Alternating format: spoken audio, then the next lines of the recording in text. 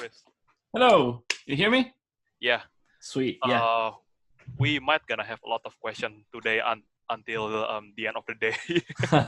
Yeah, I knew it. Yeah. So when I make a brush for the pores, and then I don't know why in the middle of bunch of pores, like it's more deeper than the edge of the pores. It's deeper than the edge of the pores. What do you Yeah, mean? it's like when I drag it, the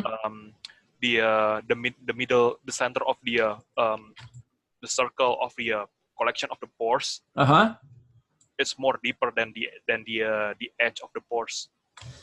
Oh, you mean like okay, so so you're getting some kind of edge, visible edge?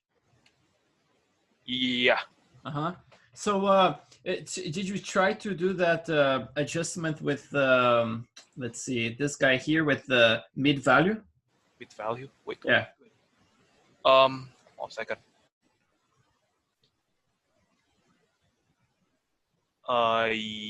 Yeah. So Yeah. so it's like it's like all of the pores doesn't have exact same value intensity. I don't know if do you have something posted in the group? Oh, hold on. I'll screenshot it. Okay.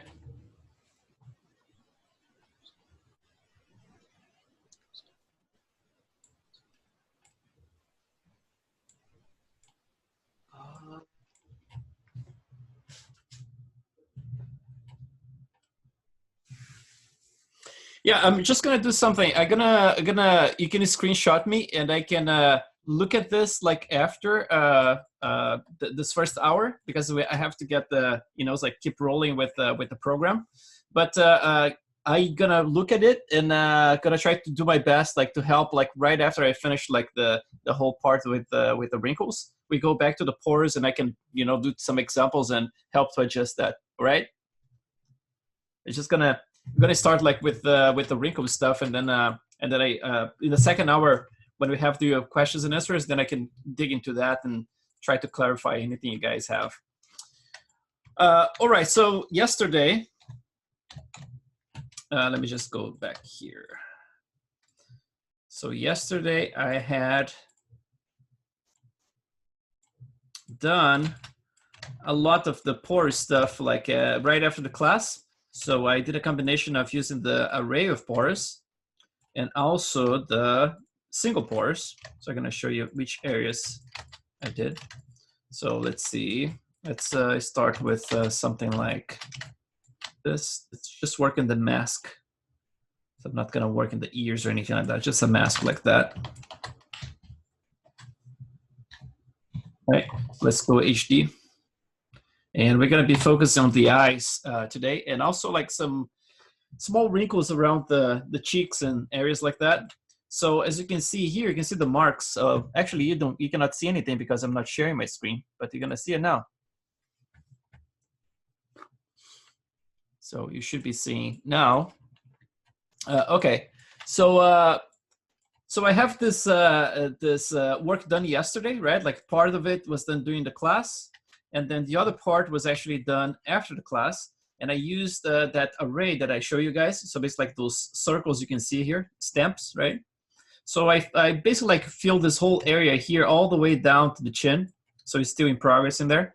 And then right in the middle, and then the rest of this area was done by hand. And the cheeks, like I said, I would cover like this area by hand. And then some of this areas on the sides here using the stamp as well, right? The array.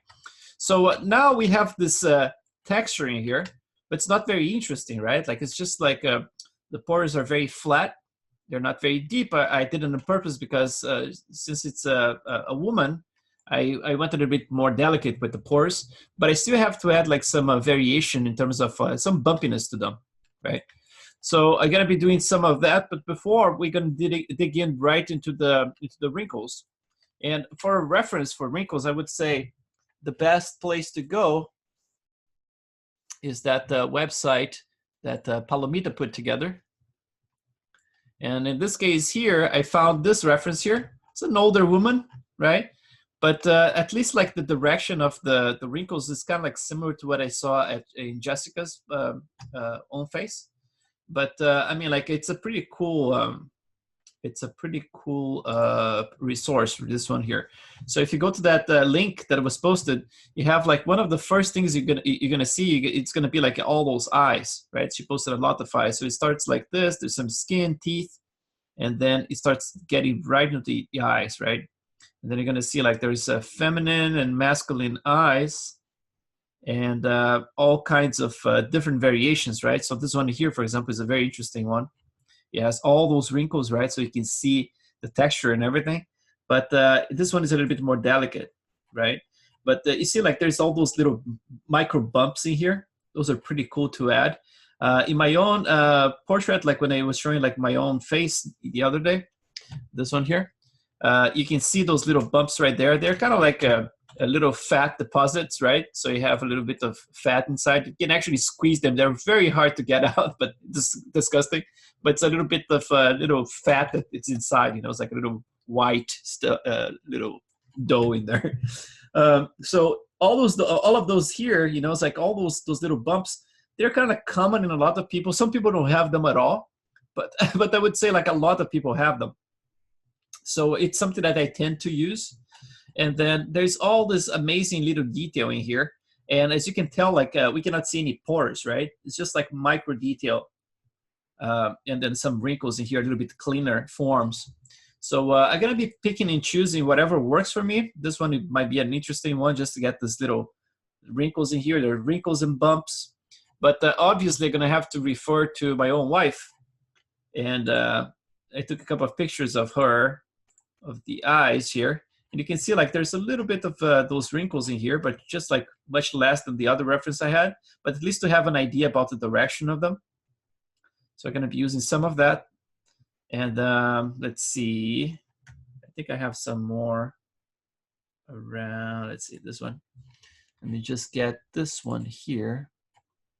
This one is a good one to see as well because it has a nice light in there. So you see the direction in there? I'm gonna try to copy and emulate a little bit of that direction because that's kind of like similar to the facial expression she has. So I'm gonna be using this one as a reference. We're gonna put on side. And then this one here as well. But then, yeah, I think it's just like, let's go with her own references for now. And if I get in trouble, I can actually refer to something else, right? So since I'm seeing like this eye right here, I'm gonna start with the other side. So I'm gonna go to this side here. And I'm gonna start like very symmetrically first, because a lot of those wrinkles is gonna be very symmetrical. And you know, so you're not gonna notice that much. As long as I put like the main wrinkles, the deeper ones, in different spots, at least like those little ones, it shouldn't be a big problem to just try to emulate them. So let's do this. Actually, what we can do here, so we can work a little faster, I can actually isolate just the eyes. So I'm gonna press Control-Shift, then I'm gonna draw around here, just to select this area. And then now I can just do like a solo. You can just concentrate in this area. I'm gonna try to get the similar angle here so I can actually see what I'm doing. And there are two different types of wrinkles that we're going to be using. So the first one here, you're going to notice this brush I have set. I have my brush like it's alpha 39 as usual. And then the alpha here, it looks like this, right? So it's a very pointy, it's kind of like an upside down pen here, right? So that's very pointy. I'm using the stroke at with Lazy Mouse 0.02, right? And that's it. So this kind of brush produces this kind of result right here. Right? You see, it's kind of like it's sharp in the middle, but it kind of like it has a big fall off, right? So for example, like if I do like a small one, you see, it's kind of like it's a soft version of it, right? So it's kind of like it has a little point. If I do a deeper, let's see, a little point, but then it has a fall off, right? So it kind of like has this little rounded surface in there. And then I have this other one here, which is a variation of this one. This one is alpha 39 as well. But the alpha here, the way I tweaked it, I made it much more like this. So it has less of that little curve, and it has actually two dots at the top here, making a little bit of a square. So this one here behaves a little bit differently. So if I draw with it, see, like it's a much more like the fall off is not like rounded. It's just like it's a very abrupt ending for it. This one actually we use a lot for some of the micro wrinkles you're going to be doing around this area here, for example. You know, it's a little bit more like harsh lines. But then for the deeper ones, you're going to use the one with a little fall off, right? I'm going to start like by marking some things here. So I'm going to go back to my with the one with the rounder stuff. I'm just going to mark with a little bit less intensity here. Let's try with 0.9. And I'm going to start like doing some of that. So let's just like define the direction of everything. So I'm going to modulate like the pressure I'm exercising here, right? So basically like I'm adding a little bit of a pressure at the beginning and then fading out. It's very important to control the, you know, pressure and direction and speed.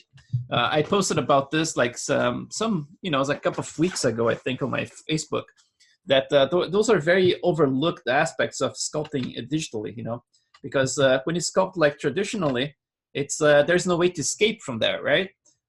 You're always going to be paying attention to the pressure, to the direction, and to this and the speed you're sculpting stuff. But when you get to the digital, sometimes you just pay attention to the intensity of the brush and the size of the brush, and that's it. And we don't pay too much attention to the gesture, and the gesture is very, very important. So, for example, like the way that you actually use pressure, your tablet, the way that you sculpt with speed. I'm going to be showing some examples of the difference in speed, the types of result you get, especially when we are sculpting, not sculpting, but painting the texture for the face with the poly paint. So I'm going to be showing, for example, like if I go slower, it creates one type of result. If I go faster, it creates a different type of result. So it's something that we should not overlook, you know, it's like it's very, very important. So around here, her wrinkle is going to start changing direction. So those ones here, they actually make almost like a V. So they come all the way this direction. And I'm going a little bit soft with the detail, not very deep right now, because I'm actually just marking it. And then if it doesn't work, I can actually correct and still leave a little bit of it without like destroying my form. So that's why, oh man, it's doing that thing about shooting across. I'm gonna just turn off my lazy mouse and hope for the best. I like lazy mouse because it's so nice to create like those very perfect lines. But at the same time, if it's creating more trouble, I'd rather not use it. Like this whole thing about shooting across the model is such a bug, like it's there forever. So let's do this. I'm gonna just mark this one as well. So she has one that's a little deeper here.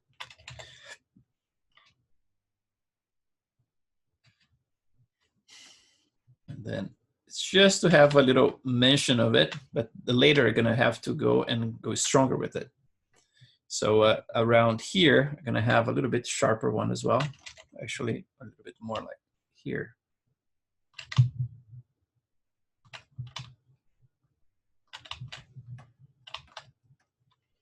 And around here, I'm gonna have an offset. Doesn't need to be perfect, but it has to be fairly constant. Something like that. I can actually fix it later. And then I'm gonna start going more towards here, and then a little bit like that. So everything is with pressure, right? So I normally start with a certain pressure and I end the line like with very low pressure. So it just like adds this little very subtle detail, right? Around here, she's gonna have going the opposite way. So for example, from here, it's gonna go and start to propagate towards the nose, right? So this line is gonna propagate kind of like this.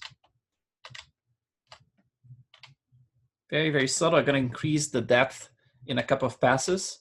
So these ones here are gonna go a little bit deeper already. And then I'm gonna build some of them around here.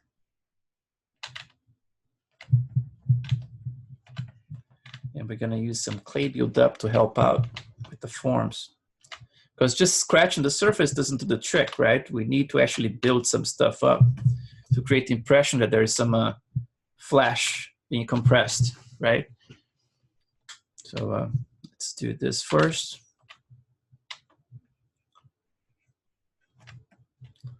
And then around here, gonna just like starting to flare out a little bit. And then, so those guys have already a little shape in there that I can see.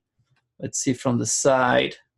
Now let's go to this side here, and let's see what I can observe on her face. She starts having some of those wrinkles kind of splitting and going around her face. The direction of the wrinkles normally works like this, right? So like independent of the age, I mean, like they always going to start doing this. Those are probably going to meet around, you know, it's like those lines over there, and then those ones they start flaring out like this, and then around the cheeks, right? So normally that's the way that they flare out right there, and then from here it's kind of like it's always like this towards the middle, and then like this, right? And then here, of course, like they're going to start going that way. So that's basically like the direction you're going to be following. You just undo a couple of times here.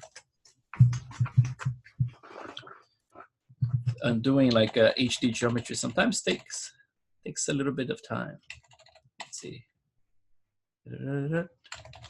Couple more. There you go. One more. There you go. Okay. So now let's go back to where we are at. Just trying to make things clear.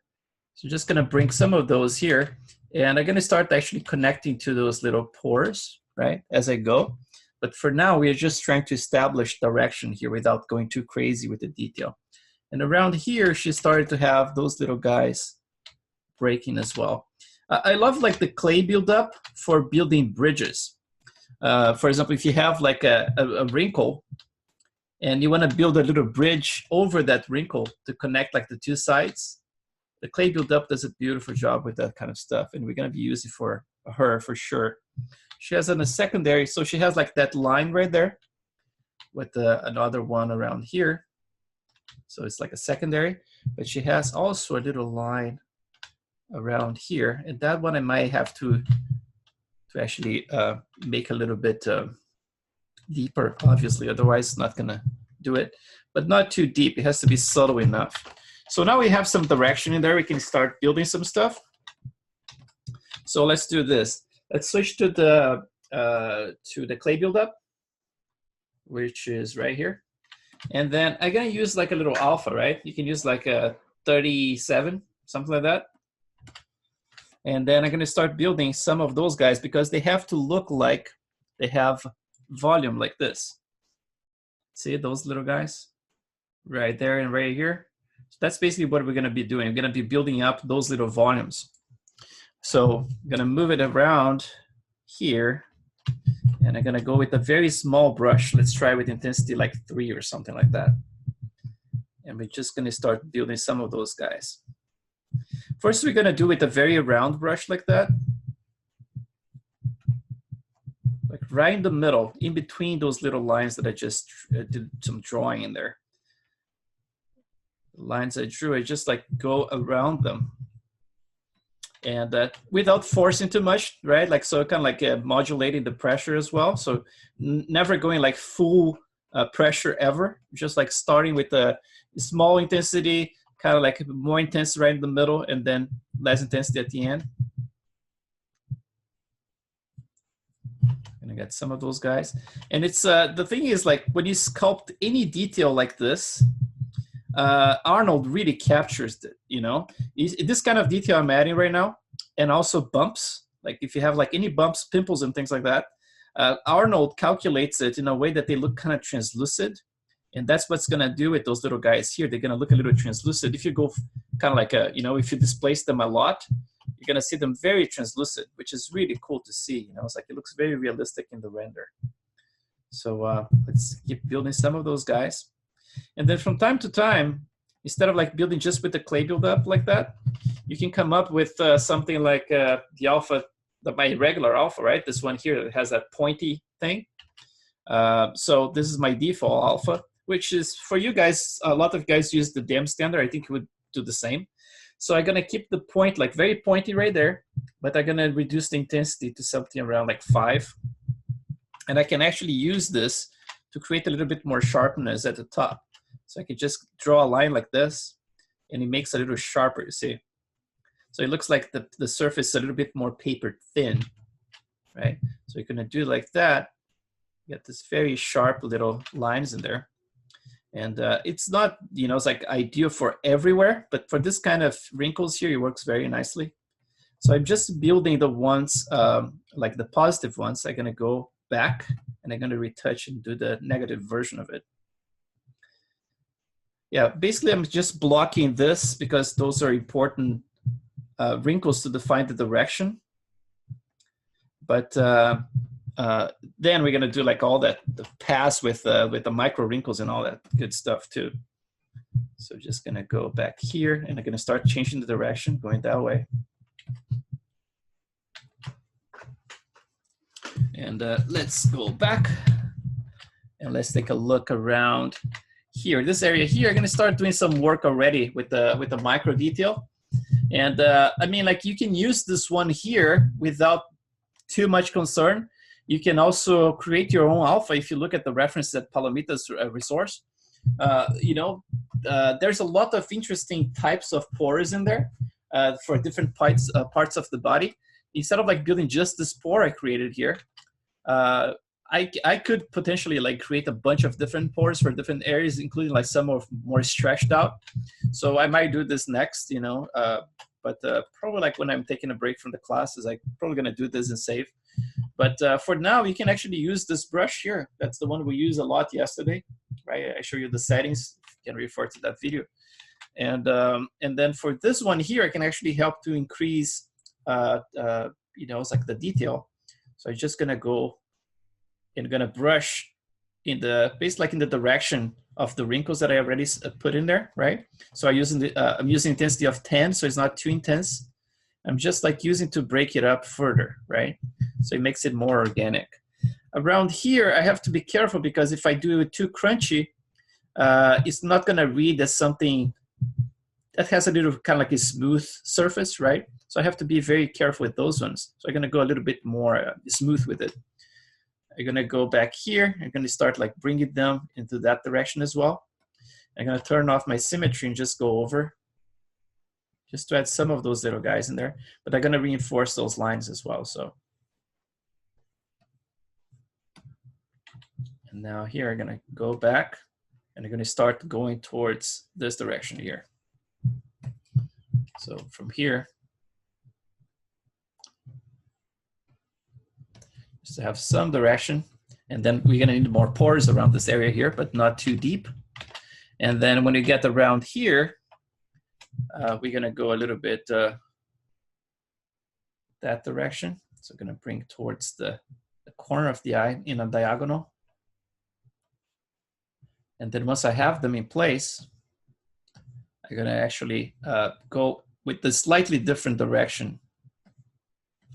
So I'm gonna go like this, a little bit more open, just to create some kind of like diagonal crisscrossing there.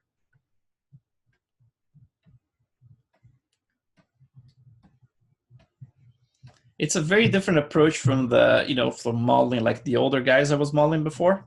So I think that's a good exercise, it's like to do things in a much more subtle way. But starting next week is the third week, right? So starting next week, I'm gonna probably like over the weekend, I'm gonna give you access to the previous class. So you guys can you can check it out. It's like if you're sculpting different characters and stuff, you can actually get a kick out of watching how I sculpted the older guys. But I just didn't want to do this before because of that is spider in my arm here. I didn't want to do this before because I want you guys to focus on whatever we're doing here. Otherwise, we start like getting too excited and putting the carriage in front of the horses. So let's just do this. So you see, like I'm using this directional brush to just like fill up this gap with this micro wrinkle. And I'm not using a circular motion like yesterday. I'm actually using a linear motion, but I'm following the directions I already established. and going like with a very, very low intensity. For example, like my pressure I'm putting right here, you see like intensity is only 10, but on top of that, I'm doing very low pressure as well. So it's just to break up the surface very, very little. And then once that's in place, I can actually go back and then increase the intensity and break it up further. But for now, I just want to create like this micro texture to help out with the detail and to break up the plastic looking as well, right? Any area that you leave untouched in the model, when you render, you're gonna be able to see it. You know, it's like you're gonna say, oh man, that looks very plasticky right now. So between using a little bit of the micro breakup right here that I'm doing, combined with the micro bump we're gonna be using, which is a procedural in Maya, both of them are going to contribute to break the impression that's kind of like a plastic looking, and it's going to look very natural at the end. So right now we have like a very decent base for the detail, but we don't have like the specific wrinkles or anything. Everything is very generic. That's why I'm actually doing both sides at the same time. But then we're going to start adding more variations as we go. So around here, I'm gonna bring those guys down slightly and then start going up again. So they kind of flare out from this direction. Go down here and start mixing with the pores, which is very important, like there at this area here, to actually be able to mix everything together. Sometimes what I do, I just go back in resolution like 1 or 2 times, something like that. And then I'm gonna just go like my smooth intensity very low, like 2, for example. Just gonna be very careful here. And then I can actually go back up. So I'm gonna smooth it out again. And I'm gonna go up.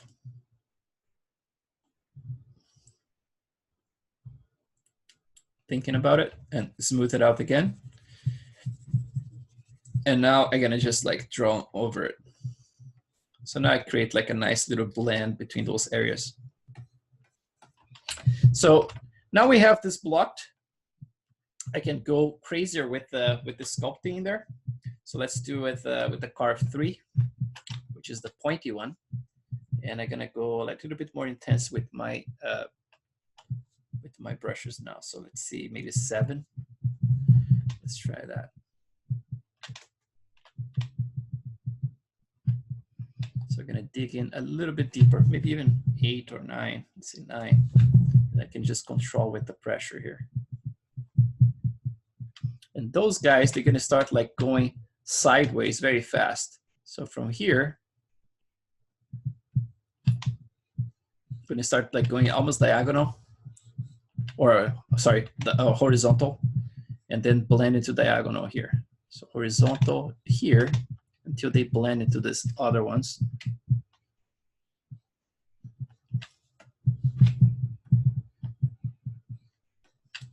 And you see, like I try not to go like too far with a single line. This is very important, you know. Instead of like going like those long lines without any breaks in between, you actually go like you start like a line that's starting to look a little bit too long. You just stop it and you start another one in parallel. So it breaks it up. In this case here, those lines in her face are quite long, right? Like, and they're very constant as well. So I'm gonna keep it like that, but at least like at the end, I can add a little bit of a breakup. I can make a little Y in there. So it's not like something that reads like artificial, you know. So I'm gonna go to this guy here. I'm gonna start digging a little deeper. So I'm gonna go maybe like 12.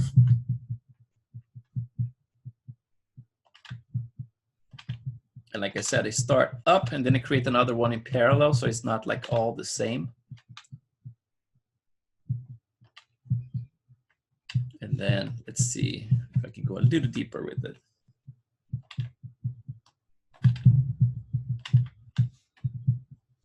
Same for this guy here.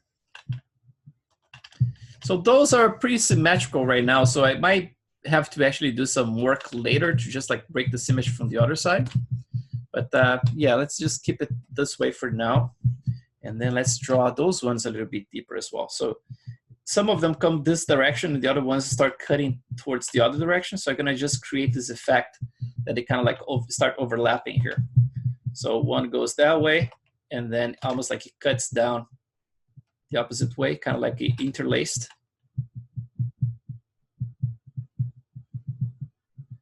And then, like I said, like you can change, instead of like making everything super parallel, right? Like I was doing there. So I started introducing like some diagonals like that. So they break that impression that things are too parallel, you know. It's like, because anytime like your eye locks into something, it starts trying to find patterns, right?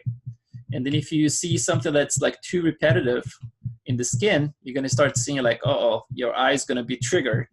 And you're gonna be like, oh man, this is not a real thing, because I can actually see some very mechanical patterns in there. That's why it's important to break up all those pores later on to actually have something that's less patterny. So yeah, that's starting to look a little bit more like what she has in the reference. So I'm gonna get some lines in here a little bit longer, but not by much. Something like that, just to add some of that little stretch, right? And then they're gonna start propagating towards the side. And then like this. This is the kind of stuff, you know, that's just like when the light catches them, you get those little hints, you know, it's like it looks realistic just for the fact of you have something in there. You know, it's like sometimes it's just one single line like this. You know, it's like with maybe someone parallel here. But like that type of detail, you know, it's the kind of stuff like that your eye kind of catches, and then it starts looking at something that looks more realistic, you know, like little things like that. When you start doing detail like this, you start like over time, your eyes get better. You know, you start seeing more and more stuff. Obviously, that to represent reality, there's no possibility, right? Like there's no human capable of like reproducing like a human being, right? Like it's so freaking complex. Everything is like the structures are so complex. What we can try to do is to create something that can trick someone to believe that's an actual skin, right? By doing certain things that are more common, that's more likely that your eye is going to lock into and it's just going to believe that's in there, right? But without being completely like microscopic with the detail, right? Something you can see from a certain distance like this, for example, once it's rendered, and your eye is going to go like, oh yeah, I can see that as being something realistic. But not just yet, but once you have all those little details on top, I'm pretty sure you can create something that's somehow convincing and without using any ready-made stuff, right? Which is always cool, that we can actually brag that, oh, no, I'm not using texture XYZ or anything. But by the way, Jeremy is a great guy, man. And he was always super generous. He offered me like his products. I have some of them downloaded actually to my computer. He's very generous, and he does an amazing job with his product, you know. So by all means, like support Jeremy, you know. It's like he's a great dude and he's doing the right thing. I mean, like it's very powerful stuff. But in my personal case, I mean, like a poor guy, he offered me so many times and I never use it, you know, because I have this thing about being proud of being able to do stuff by hand. And just like kind of like, you know, it's like the whole thing about the people who inspired me over time, like over all those years, you know, it's like from all those traditional artists and the guys who actually did everything the hard way, you know, before all this technology came along. So I still value that a lot, and I try to, as much as possible, emulate what they did, you know. It's like with not in terms of the tools, because the tools are very different, but in terms of the amount of effort, you know, that goes into producing something like this. It's a lot of work, and but the final result, you know, is like it's always cool to see, you know, it's like that you are able to do something that you know, it looks convincing, but without using too much of the ready-made stuff, right? So that's I think that's my little trip these days. Maybe I'm gonna switch in a few months because I'm gonna get too tired of doing this manually every time for every single class. But so far I'm doing fine, you know. Like I said yesterday, I actually there is a rock concert that I have like in my Plex cloud. That's a rock concert from Fotw, and it's such a great band, man. And yeah, I was just like listening to it. I listened to the entire thing while doing this. Went to bed like at 2, almost like 2:30. It was like 2:15, I think, when I went to bed. But I was able to do a lot of stuff, and that made me happy.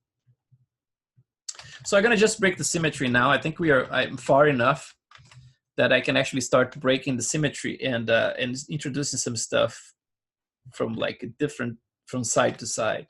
So like those guys here, I'm gonna introduce right here. I'm gonna bring some micro ones and some bigger ones cutting across. This one's gonna cut across. And then when it comes to those wrinkles here, I'm gonna start doing a little bit more of digging.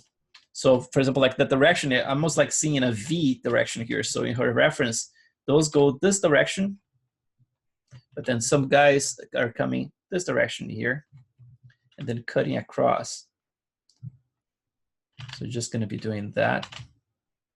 And try not to do the lines too straight, right? You see like that I do a little bit of a wobble. So like as I'm drawing, I kind of like wobble around a little bit and make a little bit more of irregular, right?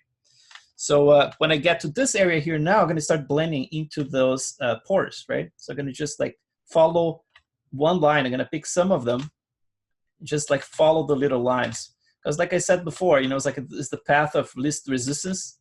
So basically like you're going to be picking some of them and you're going to try to blend with the wrinkle itself by following the direction and connecting some of those little dots, right?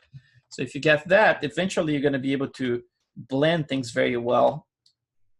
So I'm going to start like changing direction to a little bit more of a horizontal line.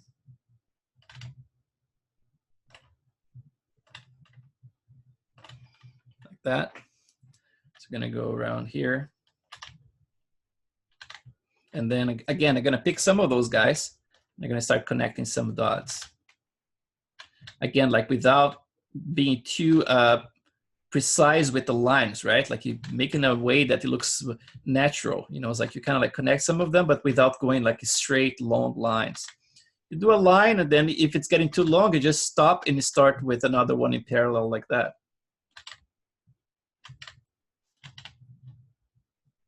Those areas of blending are very important, it's like to create some believability, right? So, it's like if you can do something about that, I think it's clear to see what I'm doing here. Obviously, like to do it, it's like it takes practice, but I have no doubt that you guys, if you practice, you're gonna be doing that stuff, It's just like the practice that I'm mentioning here is it's not only like observing what you see in the pictures, but actually exercising the pressure, It's like how you blend those things together by using the correct pressure. But it just is like, this is just like like learning how to draw, right? Like if you're creating like some shading effects, for example, you have to crisscross, and it takes practice to actually get like the right amount of pressure to do it in the correct way. It's kind of like the same thing, So I'm getting some of the direction there now. I'm gonna get some of those guys here. You're gonna get a little bit more of broad wrinkles now. So you're gonna get a little bit more, it's like more open like that. And then from here, you're gonna start going down. Actually cut across a couple here that I didn't want to, but. So now it's starting to look a little bit more interesting. I'm gonna switch around here and I'm gonna add some right at the edge because we wanna break this little edge here. Because like I said, when the highlight hits it, you wanna make sure that you're actually reading those little forms. Just smooth that one out a little bit. I'm gonna switch back here just so I don't get lost because we are asymmetrical right now. And just add like a similar detail. And I'm gonna start doing the same stuff here. I'm basically gonna be dragging a little bit more of a horizontal line. A little bit more diagonal here. Starting to blend. Going over the spores. Because like I said, like if you don't use the elastic brush, you basically like you're erasing things with this brush here, right? Not erasing, but it's not respecting the form underneath it completely, which is good in this case because we want to make sure that we actually blending things together. And then if you use like the elastic brush, it's going to preserve the detail completely, and that's not what we want here.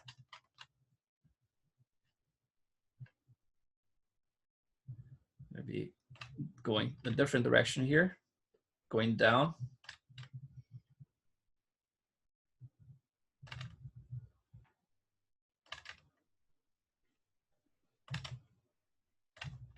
The thing about like doing this kind of work here is that I think this is the part that fascinates people the most. You know, it's like when they look at the close-up renders and they want to see all the fine detail and stuff, just to test you. You know, it's like kind of like, you know, how far did the guy push it, right?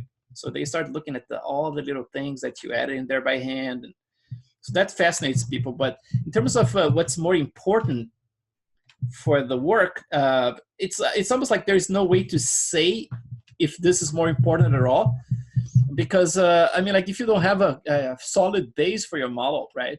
If the likeness is not there in the base, you know, it's like you can embellish the third, you know, a lot, and then try to actually make it look nice. But if the base is not good, if you start like going away from the model, so if you push the model away from you and you render like it's small in the screen, sometimes it's very hard to recognize the person. You know, that's why it's important to actually have a solid base that you can actually zoom in and out, for example, and you still see the person in there. For example, sometimes I check likeness from a very small like size like that, because if it works from a thumbnail, you know, it's like it's gonna work from close up, right?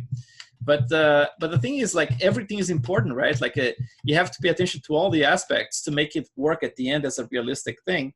So like I said before, none of the aspects separate have to be perfect.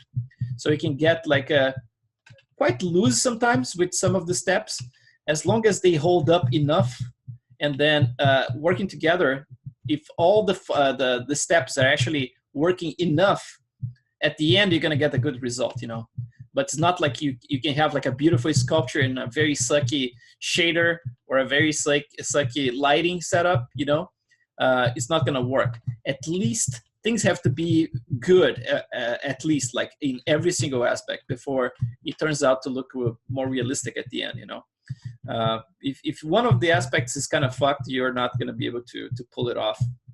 So what I say, it's true, you know. It's like all those steps that I'm showing you guys, there's like plenty of room for improvement. I mean, like I'm doing like in real time here, and a lot of the stuff, I'm pretty sure, you know, it's like some of you guys can come up with better solutions for some of the stuff I do. It's just, you know, it's like that's the way I found that works for me, but I'm open to changing stuff, you know, it's like implementing different techniques.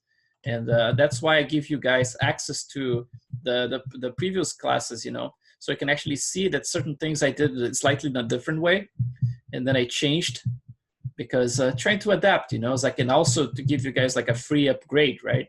Because I mean, like if, especially for the people who actually did the previous class, right? They're getting like a free upgrade, not you guys. You're getting a downgrade. No, but it's not quite a downgrade. I mean, like since the characters are so different, you're actually getting a nice gift in there from, you know, it's like be able to see the stuff from the previous class. I actually got an email today from someone trying to subscribe to my class of October that I have in the website. And the first question is like, oh, are you going to make available those classes? You know, it's like the previous ones to whoever signs for it. And I thought for a second, I was like, yeah, I think I'm going to do that. Because I think when I'm going to stop doing that, it's when I start doing like different subjects, you know. For example, like if it's in the same realm of portraits, you know, there's not a lot of stuff that they're going to be doing differently from class to class. It's going to be a very similar approach, right? So it's not like I'm going to try to sell like the same content like 3-4 times, right? I'm going to, you know, it's like if you took my class, I'm going to give you access to stuff so you can see different subjects and slightly different approaches. So I think it's cool. but then when I switch the subject, for example, like if I decide at some point to do like a class about creatures, right, or another class about like different uh, uh, uh, face types, right? Like for example, like if I'm gonna go and do like an Asian, African face, you know, it's like different types of ethnicities. I can do like a class kind of like that, and then that's a different one from this, because I'm going to be exploring probably like the structure of the skull and how things are different, you know. In that case, I'm not going to give like free access because it's unrelated. It's a little bit related, but not totally. But if I'm doing like portraits, I think I'm going to keep it like, you know, just like access to everything. It's kind of like, you know, it's like if you signed up, you are a part of the family now. So yeah, that's my Pixologic way of doing it. Keep giving like free stuff for like 20 years. So around this area here, I'm going to just be reinforcing those lines that I told you guys. They're kind of like, you know, it's like they have like those little lines that you're going to notice like basically like everyone. So it's kind of like it's this bridge of the nose here. And then obviously you're going to get some compression, right? When you squint or when you do something about your eyebrows, you're going to be seeing this area compressing. And then you're going to leave those, you know, it's like over time, it's going to leave those little marks. And those little marks are cool to have because like I said before, was the highlights hit those areas here, you're going to be able to see them, right? Even though they're very, very subtle here, depending on your render settings, if you have enough sharpness, you're going to be able to see them. So now we did some work in there. Let's see if I can add some more stuff here just for the sake of doing some render tests, because I think it's a cool thing. You know, it's like in the previous month, I actually did some render tests by the day 5, which is today. So I think I'm going to stick with it. And even though it's not perfect, you still have plenty of work to do here. It's a good test, you know, we can have. The reason why I set you guys up with the renders from the get-go is because I want you guys to actually do renders constantly, you know, because there is no way to judge the forms or the depth of the detail or the depth of the pores or anything like that without rendering. Just by looking at ZBrush viewport, you're not going to get that. So that's why it's important, you know, it's like to set up a scene and then bring your model in, and then from that point on, the model is going to be always the same, and you're just going to be importing the new models that you're changing, for example, in ZBrush as iterations, and you're going to bring them as morph targets. So like blend shapes, right? I'm going to bring them as blend shapes, and then you can actually just import it.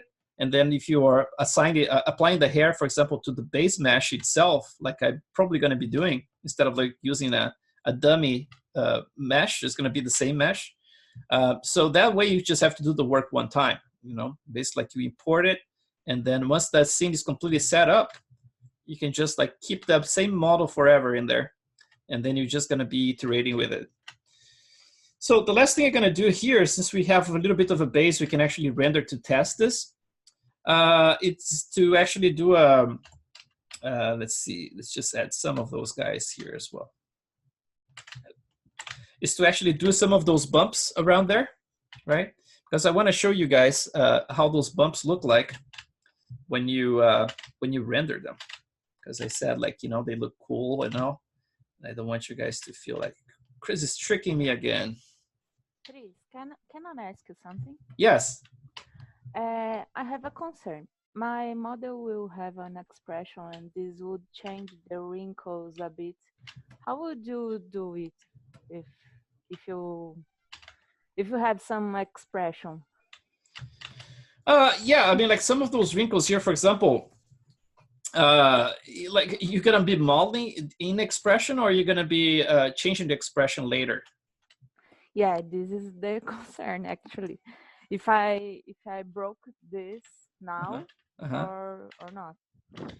Yeah, the thing is, like, since we are dealing with portraits in here, I'm sculpting right into the pose, right? But if you're planning to do something for animation, for example, then you're probably gonna have to find a way to animate those displacement maps, right? Yeah, I would I'm not But sure. Like I'm not prepared to give in you. that case, it's just for portrait, not for animation. Yeah, yeah. Yeah, it's just for portrait, you should be good just like a sculpting pose, you know. For example, like those pores I have in here, I'm gonna have to start like stretching them and then giving some direction to them pretty soon, actually, like when I start going down here. Because there's some stretch that happens, like micro wrinkles gonna happen kind of like everywhere in there. So I'm gonna have to do like a similar treatment like I'm doing here for those areas as well. But yeah, it is tricky if you're gonna go Yeah. a route And that you're gonna be actually changing things now. It's gonna be a little tricky. I would and say like sculpt for. Oh man, I just used the topological in a HD model. It's not very recommended. Yeah, I mean, like I would say like it just go straight to the pose. You know, it's like if your plan is to okay. sculpt in there, and don't leave it for later. Okay. Yeah, No problem. Thank you. no problem. So and then I'm gonna use my elastic brush here. So let's go to elastic, because the elastic has that property, right, that you actually can inflate stuff without destroying the form. I have two options here, actually. I'm going to show you both. So with elastic, like I said before, if I do like over and over in the same spot, it's not going to give me the effect I want. But if I go like just in a single line, for example, from here to here, and then back and forth, just like one pass, I can actually inflate that area to look very natural without destroying the form that's underneath, right? So that's one way. The other way is to go into a lower resolution level. So we're just gonna do that. So I'm gonna go all the way back here. Let's see how many polygons. So that's pretty much it. So very, very low. And then with the clay build up with the round alpha, I can just go and sculpt that. And that's another way to actually create a similar effect. And that way, I'm not going to be destroying anything because everything's going to be riding on top of it. It's going to be kind of like trying to get a little bit more of those forms in here that I see in her face. And then now you can go back up and see this. And so now we're going to just add some of those little pimples around this area here. And then we're going to be exporting things to Maya because I want to render this stuff to show you guys and set you guys up as well with the render settings and all that stuff, and basically get like a scene to kickstart, right? So you already have one because I already told you guys how to do this before, but today we're going to be doing it in a way that I'm going to be just like showing how I import stuff after I already have the scene set up. So we're going to be doing that. Let's see, let me get one of those here. Let's see, intro pimple 2. This is a pimple, let's see. Made value. Let's try with this one here. Yeah, let's try. I think this is the one that I was looking for a better fall off yesterday. Yeah, something like that. Maybe it is stronger than this. Let's see. Yeah, something like that. That's going to help. So let's turn off the symmetry. And let's add some of those guys. So I'm using like the elastic with alpha, right? So actually, I don't think this one is elastic. I think it's more like a common one. So let's do it right here. So she doesn't have a lot of those guys, but she has some. I'm actually going to do it like in a little bit more subtle way. So like maybe like 20 something. Maybe a little bit more, 28.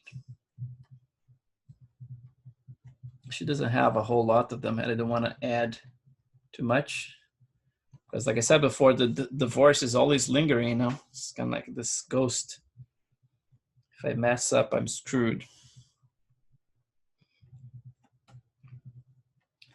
It's like this stuff here I want to have in there just so I can show you guys in the renders how they look like when you have little pimples like that. Arnold does a great job with them. Gonna get some a little bit down here.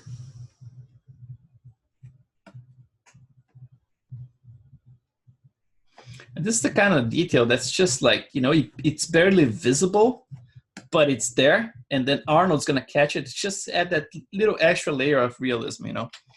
So around this area here, sometimes I add pimples as well. So for example, like at the edge, right? But right now, if I add, it's like there is no motivation, right? Because you know, it's like I don't have any hair in there yet. So I'm gonna wait until we have the eyelashes in place, and then we can export the eyelashes as polygons, bring to ZBrush, for example, and then draw those little guys right at the roots. If you want to go like really precise with things, right? You can do that. I did this for the Dick Smith model. So yeah, right now we have like this type of detail, right? Which is not much, but there's enough stuff we can see with the renders. So let's do a little render. So let's export this whole thing. Let's just Chris, sorry, quick question. Yeah. Do you think we could go through the Ray Harryhausen or some of those models to see how you work the secondary level of detail on top of this one? Yeah, and you guys gonna have access, like I said, you know, it's like you're gonna have access to the videos, so you can watch like the entire thing. But I don't mind, for example, like opening some of those files and then showing them. Yeah, all right. Yeah, it was if you could like go over them for a couple of minutes. Sure. Yeah. Going to the renders, but it's all right if we see it in the other videos. Yeah, let's set this one up, and then if we have time at the end, we can do that. I still have to resolve the problem with the pores that yeah, we were talking about at the beginning. So let me just start this thing here. So let's just unhide what I had before. Control, actually Shift Control, and then click outside. So now I have that in combination with the rest of the pores. So the pores are quite basic here. Like I said, I don't have variation, but we want to just like check those areas, you know, so I can do a little quick render. So let's get out of HD. First thing, press A outside. And then let's set this thing up. So I'm gonna go to the lowest resolution first. And I'm gonna go one subdivision level more than that. So subdivision level 2, right? So lowest, one subdivision higher than that. First, let's save the scene, because I always do this. I work on it like for an hour or more, and then without saving, right? Because I love creating trouble to myself. So I'm gonna just save this one. The files are around like 1 gigabyte right now, each one. So not a big deal. Before you save your files, if you're saving projects, just make sure you don't have a lot of trash going on in here. I still have some of the planes with the pores, because I thought like you guys, you wanted me to show something again. I have them available. But once this is done, I can just remove everything. So you just click in the subtool you're not going to use, for example, the tool you're not going to use, and you can just go to delete all. So for example, click one of those, you know, it's like go delete all, click another one, delete all. And then at the end, you should be left just with the main subtool you have, with the main tool you have with all the subtools like this one. And then that should be what you're going to be using for now. So I went to the lowest resolution. I'm going to go one over again, one up. I'm going to export this one as, I'm going to export this one as an OBJ with the MR in the name. So for example, like Jazz Head, just going to do Jazz Head MR, and then 18. That's my iteration right now.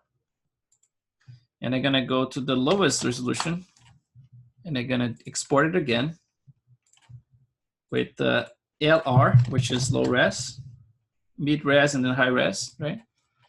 And then now what I'm gonna do, I'm just gonna go all the way to the morph target, and I'm gonna do those steps again, which is basically like to make sure that I'm getting like a one-to-one translation between the model and the displacement, right? I showed you guys before, but I'm gonna do it again. You have to do those 3 steps, like store, switch, import. And they're gonna get the low res again, right? And then now don't go up in resolution, just keep it right here. And you're gonna go straight to your export, to your multi-map exporter. And I click displacement. And then my setting is gonna be 8K. I'm gonna export all my maps in 8K. And then switch morph target has to be on, adaptive has to be on, DP sub pix at the maximum, 32 bits, and EXR. Those are all the settings. You guys can copy this later, and by pausing the video. And then I'm gonna create all maps, and I'm gonna save inside of the source images. That folder created by Maya, right? So that should take about 6 minutes, right? So while I was doing it, if you guys have any questions, something I can talk about without poking ZBrush, I can actually open Maya or do something like that. You guys have any questions about this process so far? Chris, I already posted my problem in the Facebook. Oh, okay. Yeah, let me take a look. Let's do this now. So let's get this and go to Facebook here. Go through, and we are under July.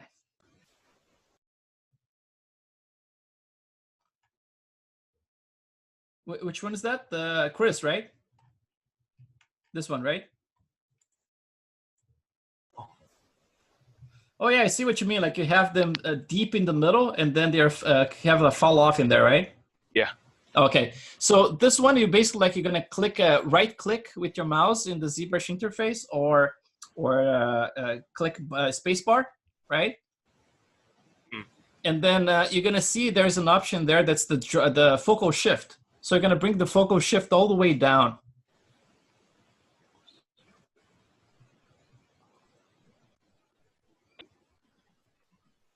And you should see like a harsh line around it, but at least the intensity should be the same across it. Can you try to do that?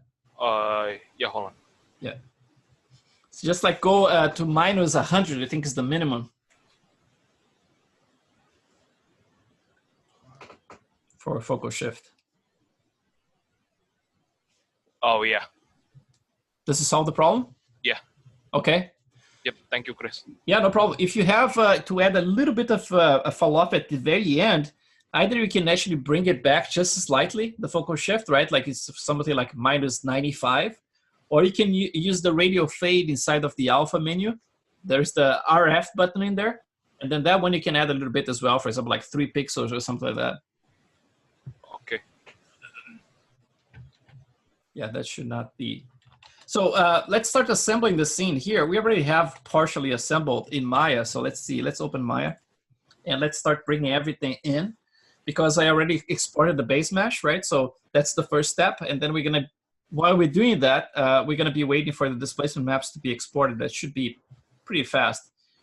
But we can just like bring everything in. Oh, and let's break down the shader network as well. So let's do something first. Let's import the shader network from my latest model, which was the Ray Harryhausen.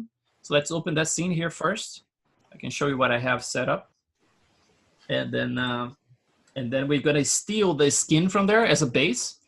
And we're just gonna be tweaking that. Basically, like I'm gonna copy that. I'm gonna import into my scene. And then I'm gonna be showing you like step-by-step how to create like the shader network, including all the nodes we're gonna be plugging.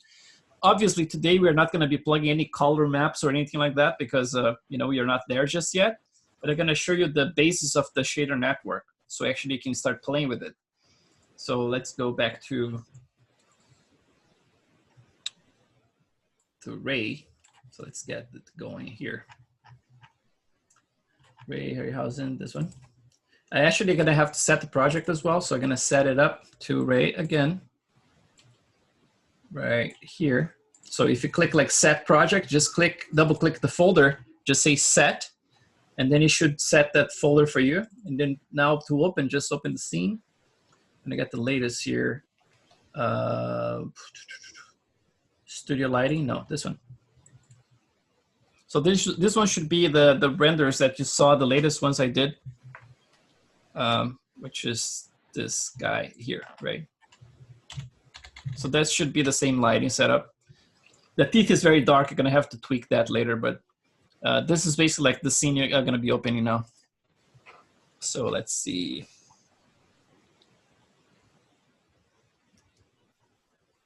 The lighting that I'm using here is the exact same lighting that I shared with you guys in that link.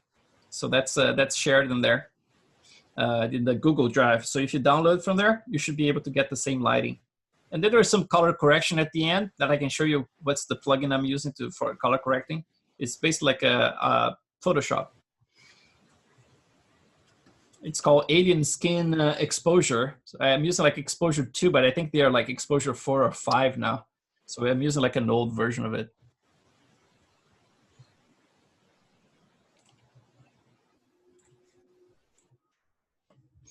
So this is the scene here. As you can tell, I mean, like I have some guides, and those guides here are a little bit of a nightmare. It all depends of how lucky you are with your scene because it's so random. And sometimes I get lots of weird crashes with using the guides, and sometimes it goes totally fine as well. So I'm gonna just hide them for you to see here. So if I go to, let's see, the hair itself, which should be main hair, I have this guide in here. So if I hide it, actually not this one, I'm gonna hide this little guy here. So now you can see just the hair itself. Same for the eyelashes. But that's not what we are doing right now. So I'm just gonna click on it. See, the lighting is basically the same you guys have right there. It's the backlight with the 2 side lights like that. So if you import that scene, that should be like the one you got with the clay stuff, right? So let's export this one. We're gonna export the shader network, right? To do that, just select the model itself, and you can just go to Graph Materials and Selected Objects. So you have everything there. Just gonna select the entire thing like this. And I'm gonna just go to File, Export Selected Network. And I'm gonna go to my folder, Jessica. And I'm gonna export right, let's see a good spot here. New folder, let's put materials. And I'm just gonna put like a Ray skin for now. And this is OBJ format. Don't do that. Do a Maya binary. So MB, right? Maya binary, save. So that's it. This is the kind of stuff we're gonna be doing. Obviously, Jessica is not gonna have a stubble, right? But this is the kind of stuff you should expect. You know, it's like, see, like this is like all the peach fuzz that I added. And that's what we're gonna be doing starting next week. You know, it's like a little hair, nose hair. His eyebrows are pretty weird, like that, old man's eyebrows. And then the hair, there's a combination of using the curves and some hand sculpted stuff. But it's very basic right now. You know, it's like I still have to do more work. This guy is the most unfinished one of the ones I had. Like Stan, I was able to go much further with it. But during the process of this guy, I got involved at putting that website together. So I had to do the entire thing. I started like falling up, behind with this model. But hopefully we're not going to do this month with Jessica. We're going to be able to finish it. So let's set a project. Chris. Yes. I always have a problem when I make eyebrow. Oh no, it's going to be easy this time, man. Okay. Yeah. I mean, like I have a little trick to do it. It's like just to establish like the main form first, and then there's a bunch of little like layers you can add to help out. But I think we're gonna be able to do something pretty cool. All right, that's good news. Yeah. So let's go. I already set to Jessica. Let's do scenes. Let's open this one. And it's going to be Jessica Portrait 4. This is the one.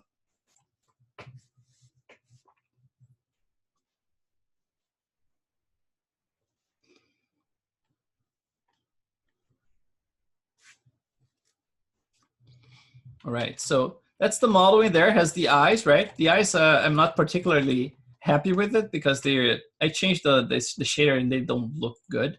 So just going to hide them all together. Keep her blind for now. And the teeth is starting to look okay, so I'm gonna keep them in there. So as you can tell, this is the original scene. We started with the eyes, right?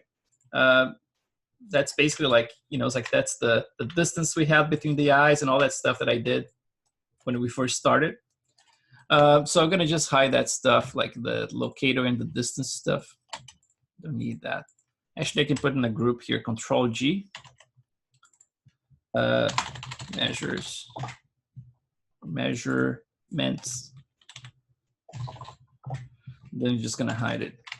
Okay, so we have the modeling here, which is basically This one here is not the ideal model because it's like a little bit high res. You see like the faces, I have 277,000, right? So it took like 6 minutes and 19 seconds to export all the maps in 8K, which is great. That's why I love HD. So you see like my base mesh is 17,000, but the middle resolution mesh is 69,000 in my case here. So that's like one subdivision level more than the base, right? This is the model we're going to be using in ZBrush, in Maya, because I like to groom in a model that has more resolution like this. It's better than something like this. That's why when I exported the maps, I actually used subdivision level 2 in here, right? We talked about that before. If I did the subdivision level 1, that's going to be related to the base mesh. But if you put 2 in here, it's going to basically calculate the displacement from subdivision level 2 and up. So basically, that's what we want because we are bringing in the subdivision level 2 to Maya. So let's do this. So this model here, I can completely ignore it. Let's just delete it altogether. And I'm just going to import a brand new mesh. And then if you start fresh, if you never did this before, first thing when you import, scroll down and make sure you have single object selected. Then you're going to import it. I go to OBJ. And then I'm going to get the mid resolution instead of the lowest resolution, right? The lowest I only use to create the switch morph target at the exporting time.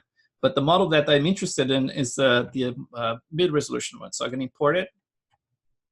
Now I got the mesh in there. It's going to be faceted when you look at like this, right? It doesn't matter because it's going to be subdivided during render time. But if it bothers you to have something like that, you can always like click the model and just go to mesh display and just click soften edge. And that should take care of that, right? Thanks, so, guys. yes.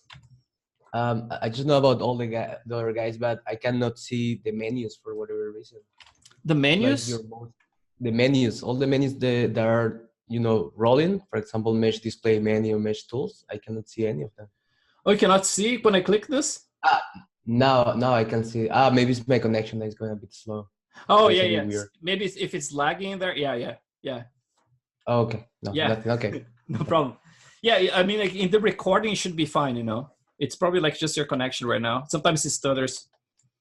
But my connection here is pretty fast. So I think and it's also because I'm saving everything locally.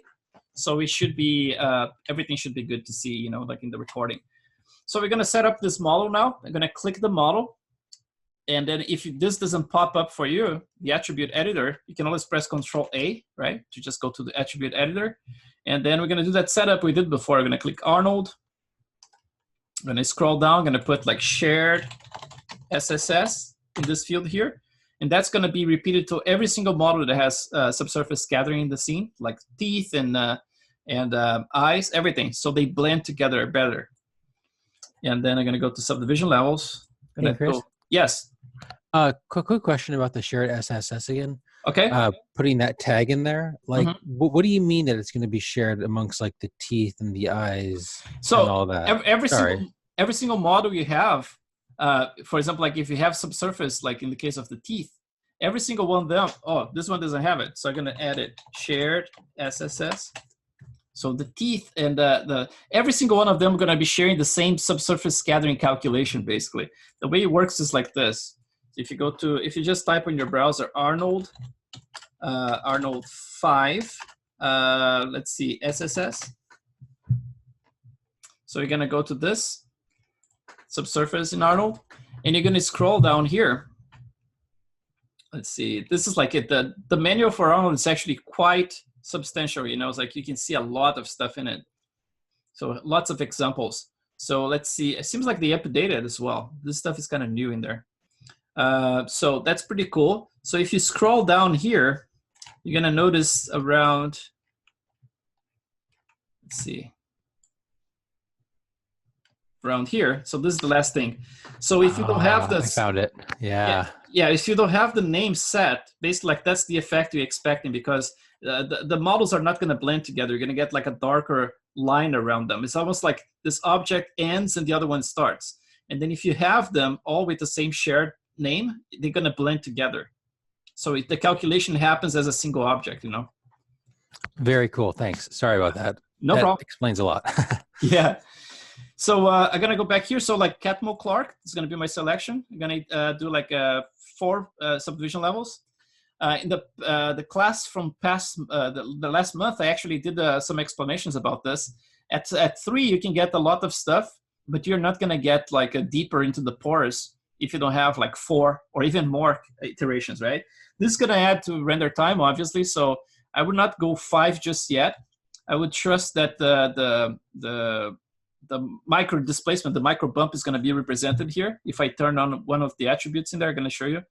So I'm going to keep at 4 for now, and I'm going to switch from raster to object, and then from pin corners, I'm going to switch to linear because I'm not using any smooth UV from ZBrush to, to prevent like seams and things like that. And then for the height, it's going to be 1. That's the default. If you want to crank the displacement to see more, right, you can exaggerate the displacement by using like 2, for example, and you're going to get double transformation, right? For the 0 value, it's basically what we switched in ZBrush, right, to match Arnold's way of doing things. So the mid value here went from 0.5 to 0, right? So that's the way we're exporting stuff. And then I'm going to turn on the auto bump, because the auto bump is that thing I mentioned before, that anything that's like over those 4 subdivision levels, Arnold's going to shift into a bump map, and it's going to be rendered just in real time, right? Not in real time, but like during render time, it's going to create this bump for you. So now I have the model completely set up to receive the shader, right? That's all that's needed here. And then, so let's switch to the render settings. And then on the second tab under Arnold rendered, this is basically like the anti-alias I'm using right now. I'm gonna just reduce a little bit to 6, so it doesn't take too long for me to demo for you guys. But later on, if I'm doing an actual render, I'm gonna use 8 probably. So I'm gonna go to, let's see, advanced, and then I'm just gonna click this guy here, use auto bump in SSS. It adds a little bit of more render time to it, but it gives a better result, because that means that if a pore, for example, it's represented partially in the bump, the auto bump, it's actually going to calculate the subsurface scattering inside of those little bumps. It's like it's kind of like calculating the subsurface scattering in the bump map that's generated by this attribute right here, the enable auto bump. So you get more detail, so you get like more redness inside of like the very shallow detail as well. So it's kind of cool to have that for more realistic results. So I'm gonna keep everything the same. Here I already spoke about this before, so I kept like -1 for threads and bucket at 16, and then everything else should be default. Let's see, my resolution is about 1200. We don't need that. We're just gonna do test now, so we're gonna put 900. So it's a little bit smaller, a little faster to render. And then let's plug the shader network here, so like the subsurface scattering. First, let's do a quick render here. Hopefully it's going to be a quick render. And this model here doesn't have any shader right now, right? So it just has the default shader. I just brought it from, actually let's assign a default shader from Arnold first. Click this little sphere here to go to the shader network. And then I'm just going to click shader under Arnold tab. So shader, I'm going to do AI standard surface. So that's the default shader. I can just click this little guy here to frame it and to expand everything around it, right? So this little guy right there. And then this one I'm gonna name like Jess skin, right? And then there's nothing with it right now. It's like everything is completely plain right here. And I'm just gonna reduce the color to something more gray like that, so we can actually see instead of like being completely white. I'm gonna click the model, and I'm gonna right click and then say assign material to viewport selection. Or you can just click and drag as well, it works the same. So now we have assigned the skin, but it doesn't have any parameters in there yet, right? It's just like if you render right now, let's see how this looks like.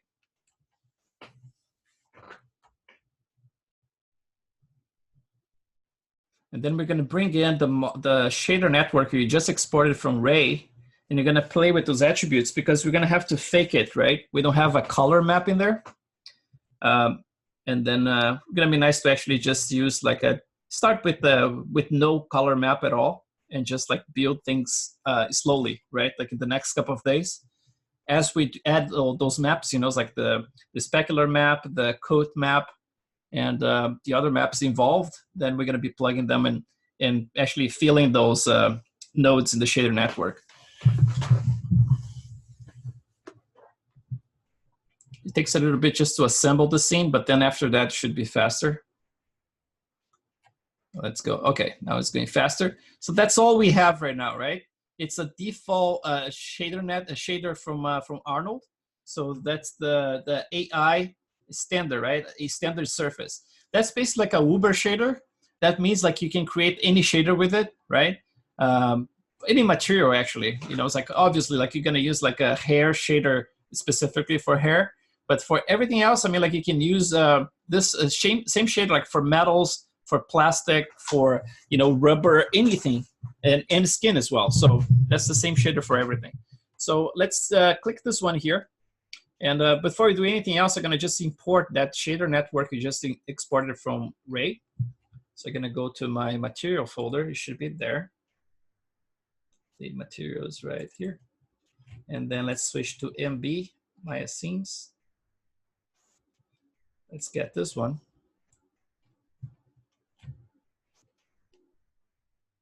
Oh, what did I do? I think I exported the model as well. That's so weird. It wasn't supposed to export the model. Anyway, let's go back here. Let's just restore this interface. Workplaces. Let's see, reset this one. And let's see if I can recover that tab in there. If it didn't work, then yeah, it's good here. Actually, it's hiding it, huh? It's so weird. Where is it? Window, browser, this guy. Why is it different spot? Weird. And this guy as well is kind of weird. Okay, let's get this back here. Okay, so let me just delete everything I don't need. So to do that, I'm gonna just click edit, and then I'm gonna say delete unused nodes. That should actually delete the shader I just brought, but not a problem. So let's just remove this one altogether so it's cleaner. Actually, Ray skin is there, but probably not the one I want. So let's try to import it again. And let's see, right here, Ray. So funny it brings the model itself. But the good thing we can just graph this one. And that's basically the shader network we need. It's actually the Ray skin too, so that's good. Just gonna eliminate the model itself. No need for that. And then now let's do a comparison. Let's get this one here, which is the Jess skin, compared to this guy here. So I'm gonna just click and shift click. So I have both selected, and I'm just gonna click, say like graph, and then input and output connections, so I can see both shaders. So the top shader here, let me make it bigger so you can see it. Or move this one to the side maybe. So let's get rid of this one. Oh, it's all in the same, okay, it's fine. Oh, can I do that? Okay, good. Okay, so now we have like the skin shader for Jessica right here, and then the one that came from Ray right there. So we're gonna be copying a couple of things. The easiest way for me to copy some attributes is by copying the tab. So if I click Jessica here, and I go to the skin shader, so like the last tab right there, I can just say copy tab. So that's floating now, right? So I'm just gonna bring back this one here, which is the Ray one. So I'm gonna keep this one floating. And then if I click Ray skin, you're gonna see it right here now. So this is the attributes you're gonna be copying over, okay? So we're gonna go one by one, and obviously the ones with maps we're gonna skip for now, right? And later on we're gonna complete them. So the weight for the specular, it's at 1 and has a map plugged, so we're gonna ignore this one, just keep it 1 for now. And then we're gonna switch those numbers. So 0.18, 1550 here. It shouldn't make a huge difference, but that's what I have, so we're gonna copy everything straight away. The base color we're gonna be ignoring completely. So this one here is gonna be completely ignored because we are using subsurface at 100% here, as you can tell. So it's 1. So if you're using at 1, that means it's not going to mix with the base. So that's all you need to know. So we're going to go to, so specular is already set. Transmission, there is nothing because it's not transparent, right? So it's not going to have anything there. So let's close the specular. Let's go to subsurface now. You're going to copy those values. So this is the scale I'm using, 0.15. And this one, actually, if you go negative, you're adding more back scattering. If you go positive, you're adding a little bit more of a front scattering. So I'm going to keep at 0.120 just to add some front scattering. Additional. I kind of like the effect a little better. And then for random walk, I'm going to switch to random walk 2. If you don't have access to random walk 2, you're going to have to upgrade your Arnold, because this one comes with Arnold 3.21. So that's the latest Arnold. So this one actually has a more interesting effect, you know.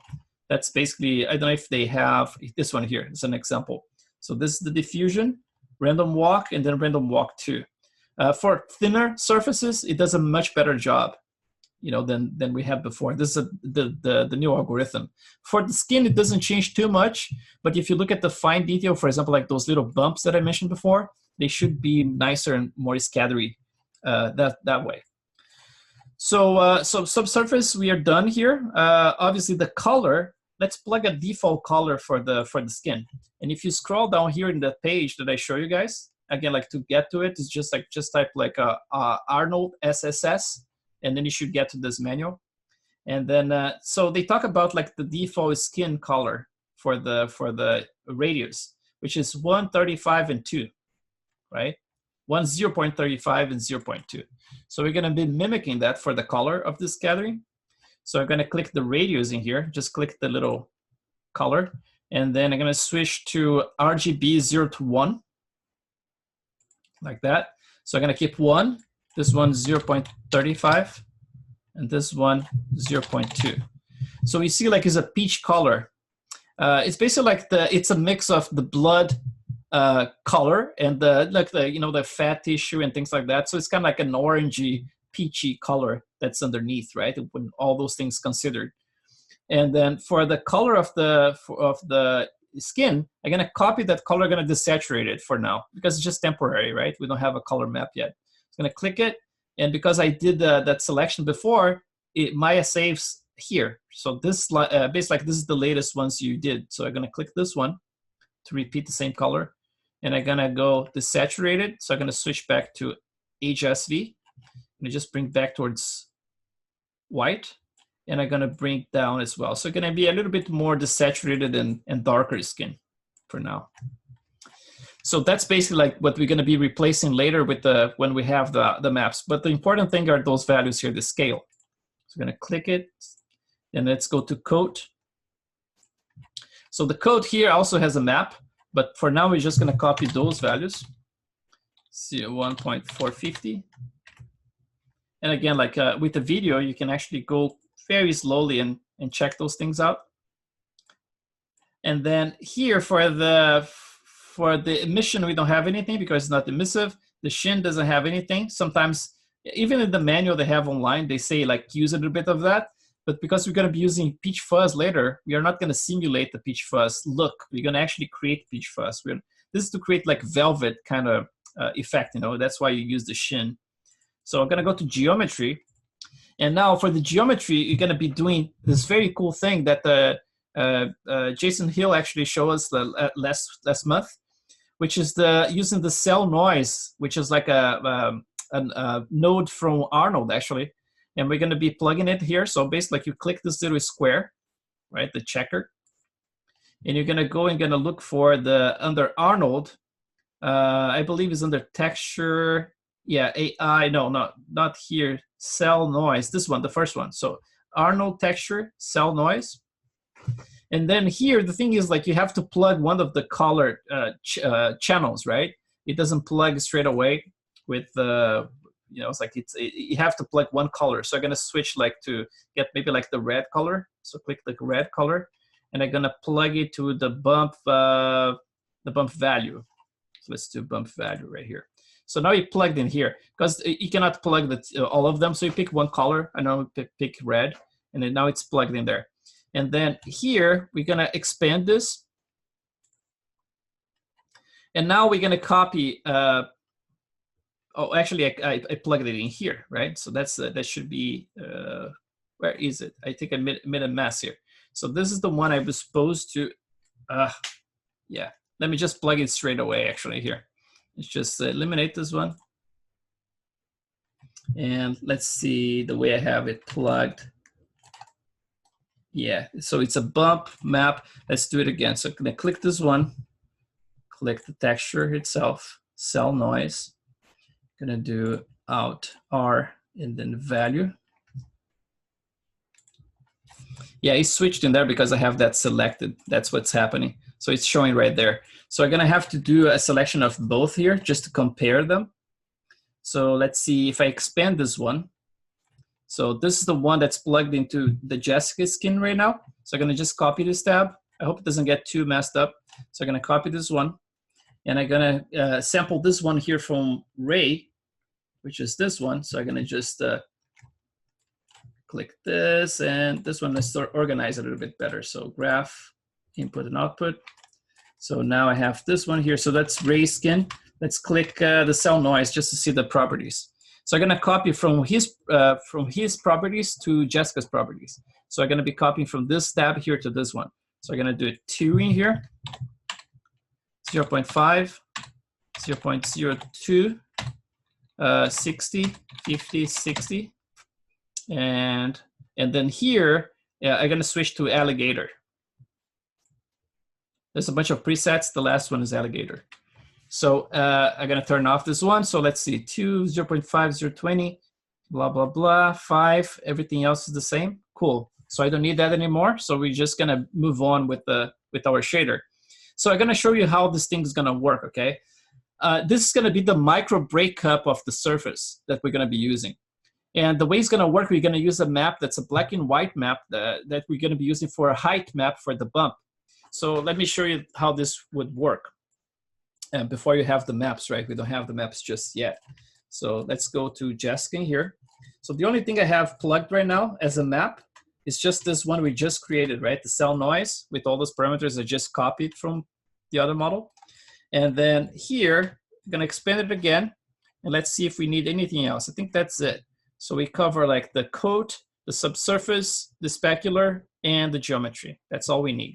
And then, but if you expand this one that we just plugged, right, like the cell noise, if you click this little arrow here, you're gonna go back 1 level, which is basically the same as clicking this node here called bump, right? It goes to that level. And you see there's a bump depth in here. So later on, when we have a black and white map to modulate how high we want the bump, we're gonna plug into this channel here that's empty right now, right? So what that's gonna do is basically like if I want more breakup, that means like if the specular, I want a little bit more rough, so not so reflexive, I'm gonna have like a high value in here. And if I want something more shiny, so basically like barely no bump whatsoever, then I'm gonna have to go very low.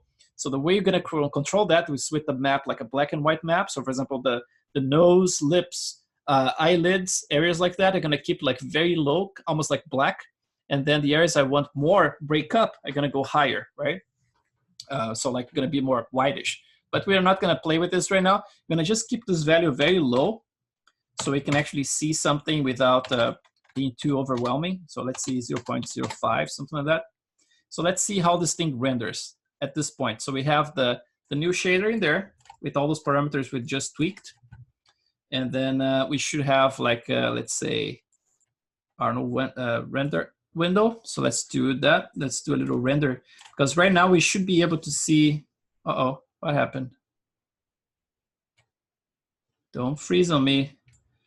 Don't you dare. Actually, that's a good sign because that's time to save when you do that. So let's do this, save scene as. It's a sign, man. You have to follow the signs. So let's see, scene. Let's save this one. I'm gonna just do like a skin 1. Good. So I'm gonna just render it. And we should be able to get the micro bump happening already. So we're gonna zoom in into the nose, for example, so we can see how it looks like.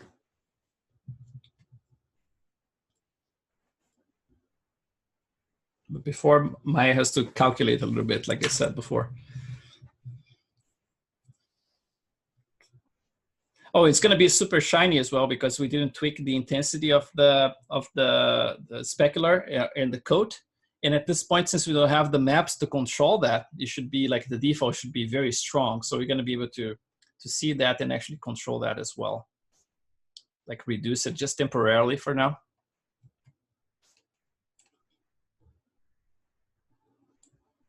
Please, one question. Yes. There is any way to preview the cell noise just to see the size of the noise, or you have to check it all the time on the render? Yeah, you have to check on the render. I mean, like I normally zoom in very close and I check. And normally I don't use the subsurface scattering like that. I have like a parallel shader that I just assigned temporarily. So I can actually see just the, you know, it's like visibly how much it is. But in this case here, I can actually bring it down. Let's bring it down like the subsurface altogether. So let's see, for example, if I have guy here. Excuse me, Chris? Yes.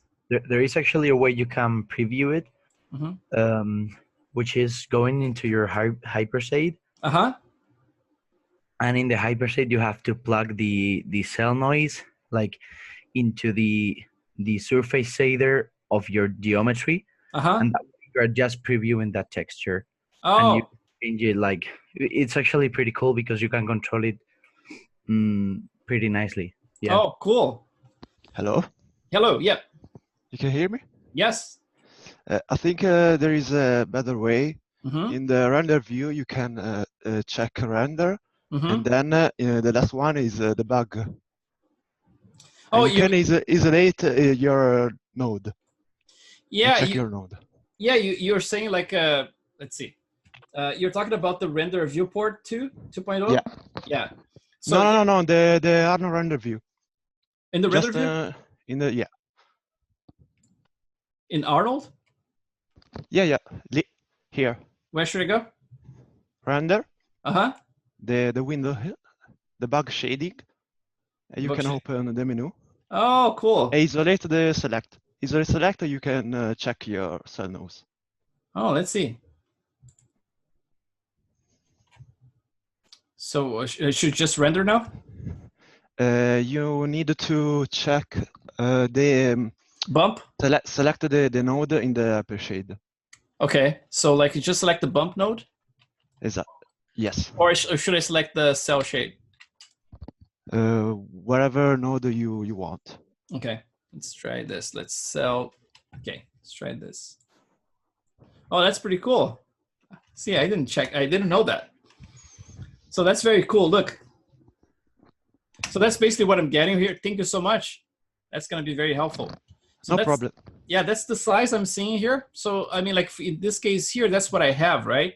I mean, like you can try like go higher if you want a little bit smaller. So for example, if I go 80 here, and then let's see 70, and then 80. So I get even smaller. And the cool thing is because it's procedural, then that means like you can actually really see what you're doing, you know? Let's see, one. And then let's stop this and just go back to my disable, right? So let's see how it looks like here. So the intensity I kept like 0.05, but we're gonna be actually playing with it when you have the maps. So you're just gonna click this guy here. That's very useful, man. I never used the debug. So let's see. I'm not like a, it's like a TD. I'm a hack with those things, but very cool. So here, basically, like the breakup we're getting is just like this. It's very, it's like it gives this impression that's a very organic thing, right? Like it's very cellular. And it's supposed to be like a crocodile thing. But when you mix this one with all the other stuff we have, like the displacement map itself, it's going to look very nice. And then, like I said before, with the height map, we're going to be controlling, for example, this area here, this is going to be barely visible at all. But in areas like the cheeks, for example, we're going to use it a lot because we want to break up and make a little bit more diffused looking. So now let's plug the displacement map. So we're going to click the model itself. And then either you can go to the top of your node, this one here. Click this guy here, the top node. Oh, Maya is thinking about it. Come on, Maya. There you go. So the top node. So this is the shader node, right? But there's a top node here. That's the standard surface, where you plug your actual maps. So in this case here, if I just double click it, is it plugged? Yes. Let's see. Click it. Oh, Maya, come on. There you go. It's showing now. Anyway, it's not showing here. You can click either like the first tab right here, or if you're here, you can just click this little arrow. It should bring you there. So I'm gonna plug the displacement map we just exported. So I'm gonna click this little guy, go to File. And then here is just gonna expand this one, click the arrow again, or click the file at the top. It's taking a little bit to think about today. It's a little slow. So here, like the quadratic filter are gonna turn off. So it's gonna be off completely. And then for my Arnold here, I'm gonna make sure that I turn off. And again, like this is optional for you guys. If your machine is having a hard time rendering, then you can leave the way it is and just use the TX textures. In my case, I turn it off because I want to keep iterating with it. And my machine has plenty of RAM to handle it. But if you're having trouble, like keep it that one. But just make sure that every time you run your render, you actually refresh your scene, right? By flushing the caches, like I mentioned before, and the Arnold. So like you go to Arnold and then flush caches, then all, or just textures or stuff like that. And then let's move this one away. And now I'm gonna plug my mapping here. So let's get the displacement. Source images, let's see the latest one we have. Man, my machine started like dragging right now. I don't know if my antivirus start doing something. You guys can still hear me? It's all good for you guys? Yes. Okay, cool, yeah. Sometimes I get afraid, man. There's just one episode that, like in 3 months almost that my machine froze and I had to actually reset, but it seems like it's getting a little bit slow right now. So this is the maps I just exported. You see like 8K, they're quite big, like 153 megs. I'm gonna click, can be any one of them, just click one of them. And just make sure that you switch the UV tiling mode to Mari. I'm gonna go to UDIM Mari. So you recognize the 5 tiles, and I already added a little tag in there for UDIM. And then make sure you switch to raw format when you're bringing displacements like 32 bits like that. So now it's plugged, and because we already set the model to render with the displacements, you should be able to see stuff now. So let's do a little render. Let's turn off this, and it should take some time to load all those textures into memory. So let's wait, but it's really dragging a little bit, my machine here for some reason. Let's see if I can close a couple of things in the background. Probably gonna close my browser. Google is pretty good at not Google, Google Chrome and also Firefox are pretty good at consuming a lot of memory. And let's see, like my Photoshop as well, I'm gonna turn it off.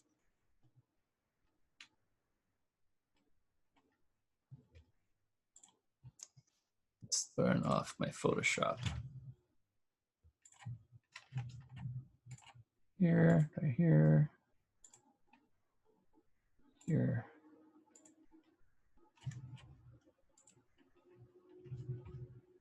Yeah, it's really dragging, man. It's amazing. Obviously, I'm rendering, but yeah, should be a little bit faster response.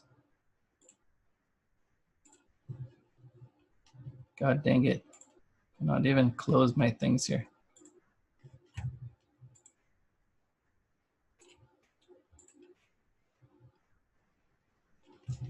Oof.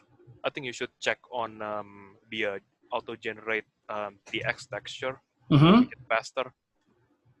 Yeah, I mean, like I normally use that in the past. It's just like I got a little tired of the, it's like having to update the scene every time I change the textures. And like I said, like I do like many iterations in the same night. So I rather have like it's like my computer can handle the texture. It's just like right now it's not very normal. It's like I normally have a easier time. It's just like it's in one of those states that sometimes the antivirus is running in the background, but doesn't seem like it's the case. But sometimes all you need is just like a hard reset to get back to being on track. I see. Yeah, my machine is not being reset like for like weeks now. So I think that's always needed. I think I have to do this before each one of those classes, actually reset it, just to make sure it's all free. But it's rendering now, and all the maps are in memory. So let's zoom in, and let's get a little close look at this area right here. Now it's actually, you know, it's like it went out of that mode. So it's actually doing something. So let's click this guy here. And it's going to look very silicon looking, right? Because we don't have any maps plugged just yet. But at least to see some of the detail in there, let's just like maybe select this area here. Still a little big area, but at least we can see what we did. And then for the skin itself, I'm going to just reduce the coat. So the actually the coat is not even plugged in here. So I'm going to just add a little bit of it. And then I'm going to reduce the specular. So a little bit combination of both, like in the lower intensity, so it gets a little bit more natural looking. But once we have the map's going to be much better. I just want to make sure we are capturing all the little detail.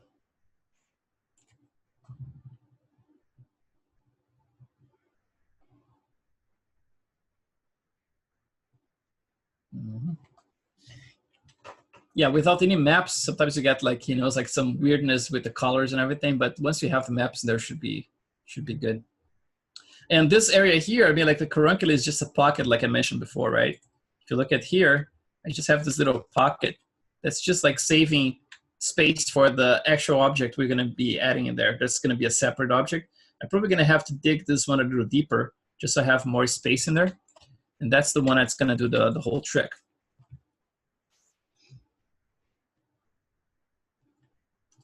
So at this point here, I have the noise, right? The surface noise mixed with the displacement itself.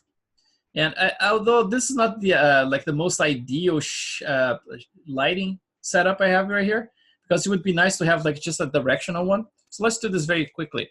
Let's move this one away, and I'm just gonna hide all this fancy lighting I have here.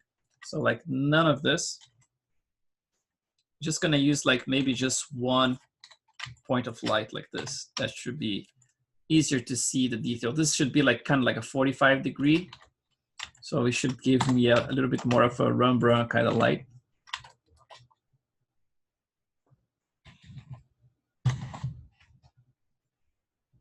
Yeah, Maya is in this weird state right now that I cannot even see the cursor. You know, it's like it disappeared. The cursor is invisible to me right now. Kind of like it got to this weird state. So it's definitely needing some refreshment. So so let's see here. If I can render. I'm probably going to have to actually update my scene because now I changed a lot of stuff, hiding a lot of lights and everything. But actually, this one is off, so let's turn it on. No, it's good. Yeah, it's good to go. So let's just reduce the intensity. Something more like, let's see, maybe 20. Yeah, 20 should be good. So let's do this. You can actually see some of the detail. I want to make sure I can see at least the cheeks and the eye. So around here, let's try this. Click this one, and then I want to see this area here. Maybe the light can have a little bit more of a, let's switch to a different camera so I can actually manipulate it. And let's get the light a little bit more towards the front without seeing the cursor, which sucks. Yes, something like that. I can see a little bit more of it. Oh man, the cursor completely disappeared. Actually, I think it's because I turned off the manipulators here by accident before. That's why. Now I see it. That was an accident. All right, so now we're gonna be able to see something. And it should render faster as well because just one single light instead of like all the HDRI fanciness. That's actually the way I rendered the scene here. Let me show you. That was like a long time ago when I was just experimenting with the shaders and everything. But let's see, my Artstation.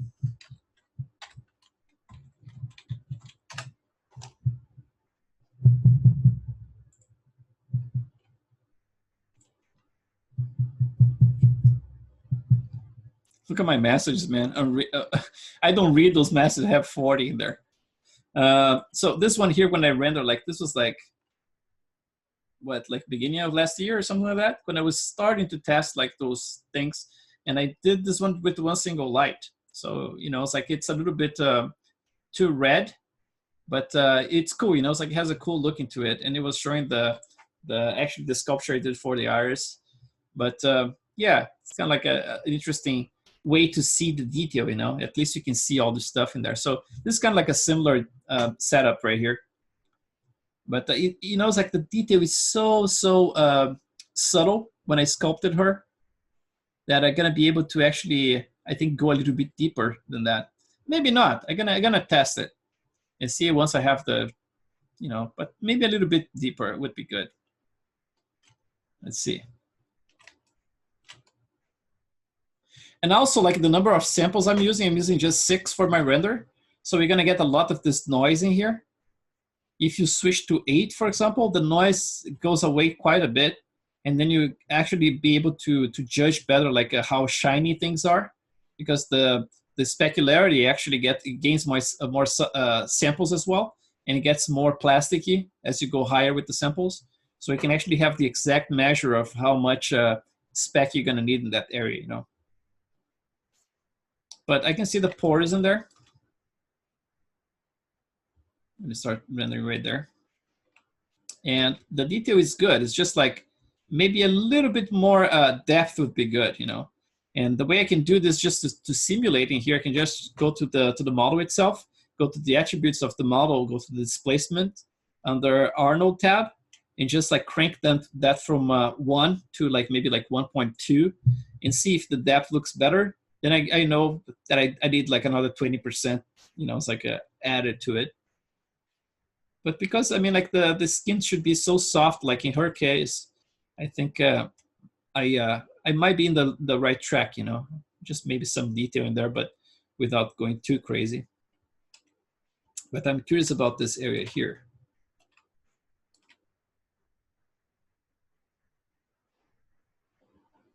It's a little bit hard to see now that I have like a softer specular as well. So let's just wait for this one to render here. It's not going to take much longer. And then I can just isolate this area, a little chunk, and we can actually crank the specular a little bit and make the skin a little bit darker. So we're going to be able to see the detail a little better. It's a little bit on the pink side of things now.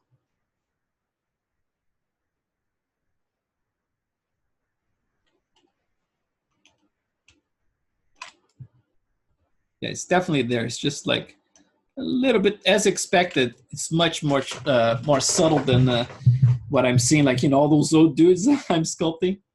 But in the case of Ray, I mean, like I eliminated a lot of the pores. Like I said, I actually decided to eliminate them because I wanted the skin to look more like that, more stretchy and thin because of his age. Okay, should be close. Yeah, it's hard to see with the low samples I have right now. Even zooming in a lot like this is still a little hard to see. But yeah, at least like the depth of the subsurface, it looks like it's in a good track, maybe a little bit less than that.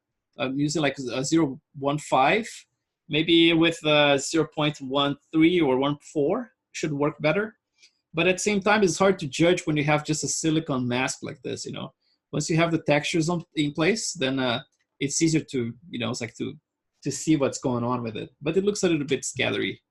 And also because we don't have an eyeball in the back to actually contain some of that, right? So there's a lot of strong back scattering because the light is coming from the top and going from behind it as well. Yeah, the detail is definitely coming along. So yeah, let's just pause it right here. It's almost at the end, but so we go a little bit faster. So let's go view, store, snapshot. Just cancel it. I'm gonna do a little tweak here. I'm gonna crank. First, I'm gonna reduce this to just a small area. We're just gonna compare to this one here. So that should be much faster to render. So first thing, I'm gonna switch to more samples. I'm gonna get 8. Since it's a small area, it should be fine. And then I'm gonna get a little bit more spec, because we reduced that because we don't have maps, but I want to exaggerate just to see what's going on. And the color of the skin, I actually gonna go to, let's see, subsurface, and just make it darker around here. Let's try that again. Now, if you're lucky, we should be able to see more detail. Oh yeah, that's much better.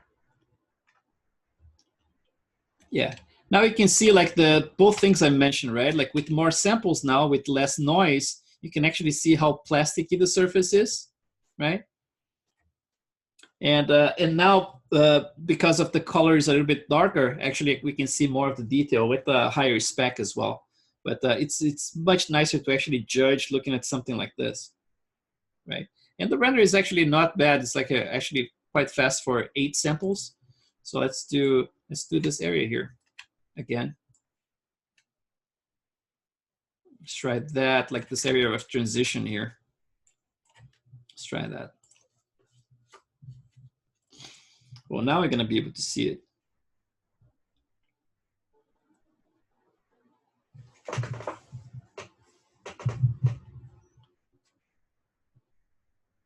Yeah, darker skin is always like nicer to be able to see stuff. Sometimes I go like too pink, it looks like a very translucent silicone.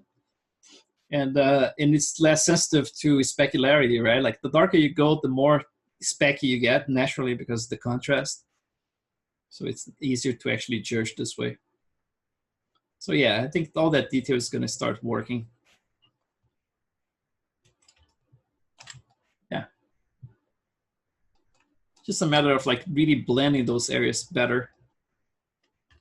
And then for tomorrow, we're gonna be actually just like finishing up the sculpture by, by finishing up, I mean like gonna save some areas that we didn't talk about. For example, like for the eyes, I might do some more work tonight, but it's gonna be basically the same techniques. It's just like applied to multiple different areas, right? So I'm gonna use some of the deeper wrinkles to mark like the specific ones. Keep working on those guys here, directionality, adding some of more directional stuff like the micro stuff. But I'm gonna save, for example, lips and ears for tomorrow, because it's like different areas of the skin, right? Also the forehead.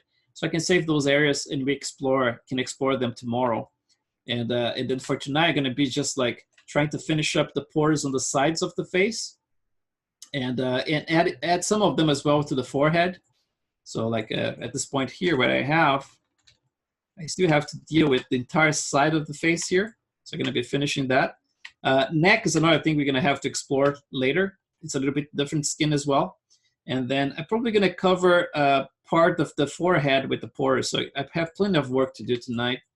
And then for tomorrow, we're just gonna go straight like to lips. In her case here, I mean, like for the 3 models, my 3 latest models, I don't have a lot of stuff to sculpt when it comes to the lips, because they are smiling, and then there's a stretch happening. Everything gets much more smooth, but there's still like a couple of details I can show you concerning like the blend between the lips and the pores. And also we still have to finish up and add all those little wrinkles here for the nasal labial, right? And then especially here when it comes to the chin, there's a couple of like different wrinkles I have to add in there. So yeah, there's plenty of stuff we can play with tomorrow. But for today, I think like what I wanted to talk about, I think I did, which was basically like this, the render settings to actually start you guys up, and especially like the skin shader, to have something you can actually play with. And obviously without any map at this point. But for example, if you have any maps from old models you did in the past, it's like if you're using the same topology for your model, you can plug it, it's like the same map in there just to test it out with those settings I'm using right here.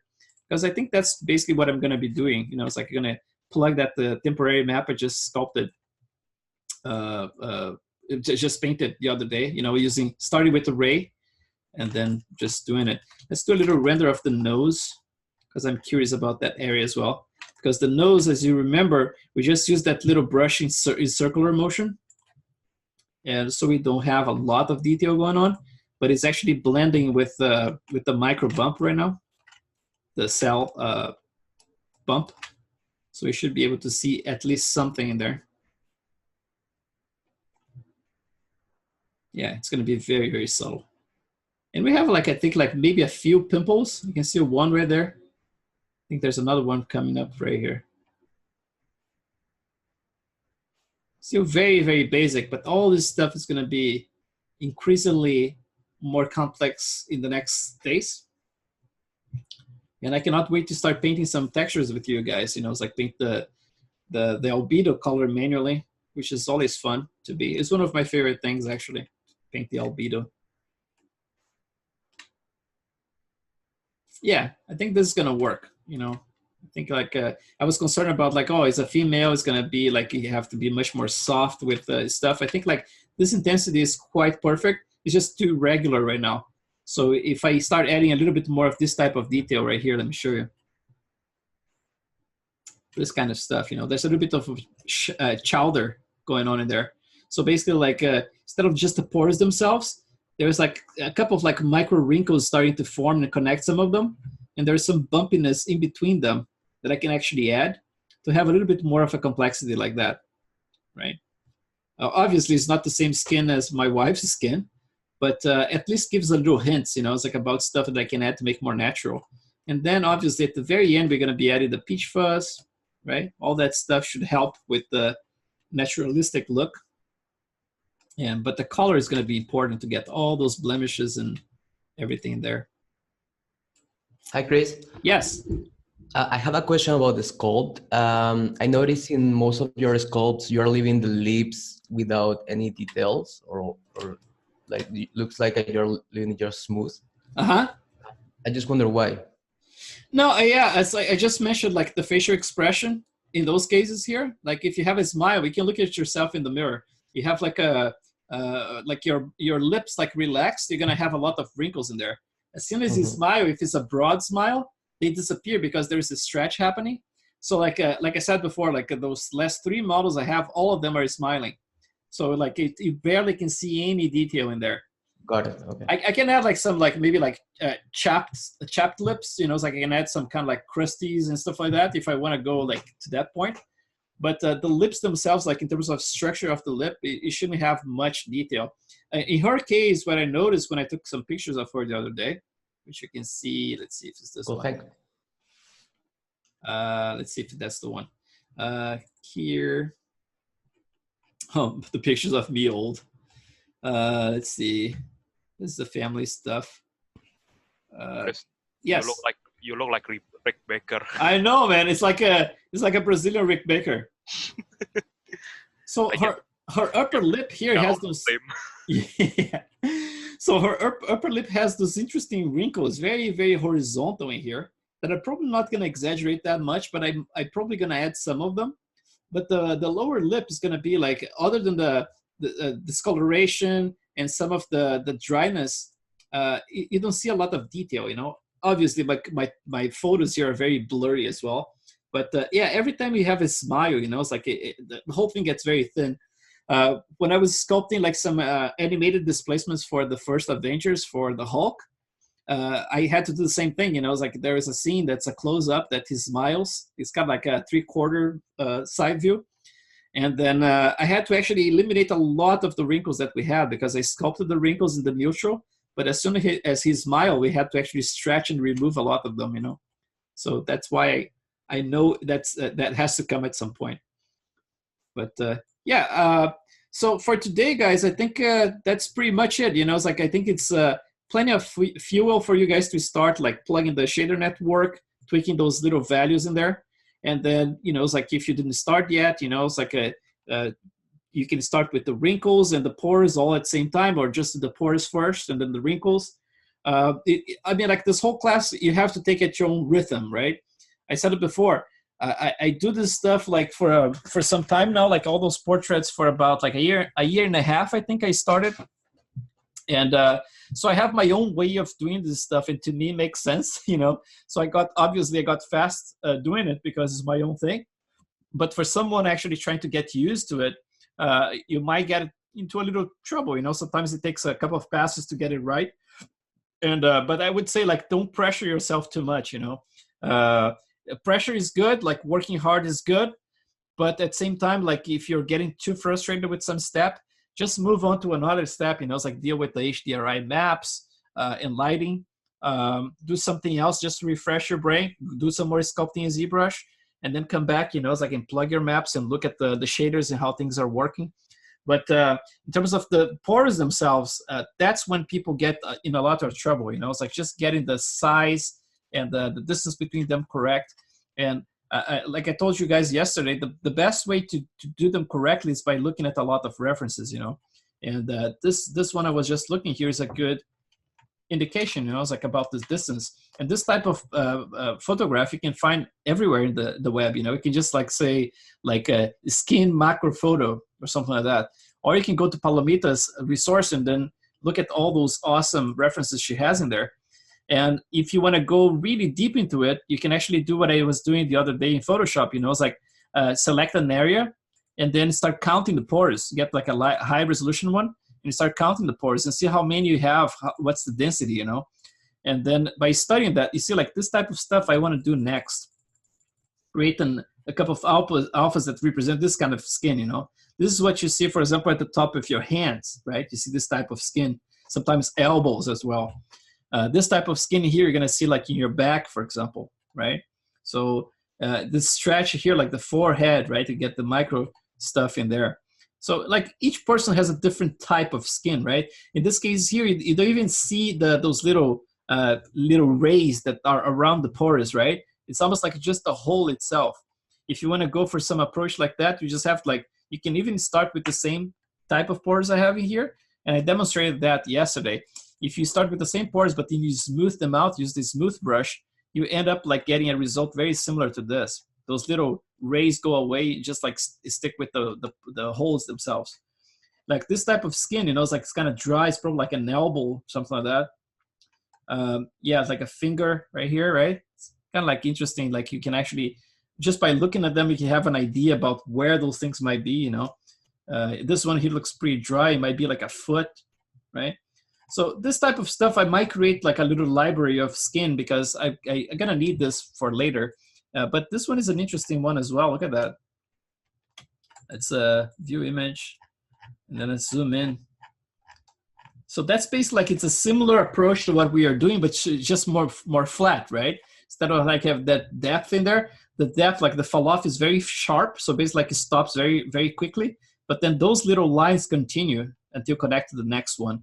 And then around here, it basically like the pores go away and then just like become just the pattern of those little triangles and everything. So yeah, I mean, like this is another great exercise you guys can try, It's like just go to that website with all those references and create a couple of alphas, Even like for the pores themselves, you can create some stretched ones so you can actually apply to facial expressions, But there's a lot of stuff you can do with this stuff, Look at this. The micro breakup. That's the stuff we are using the crocodile, whatever that is, alligator micro bump. That's for this kind of stuff we want. It's like it has to be this tiny, just to break up in between the displacement. So this is going to be displacement right here, all those lines. But this kind of stuff is going to be the micro breakup in between them, just to create this kind of like a specky detail.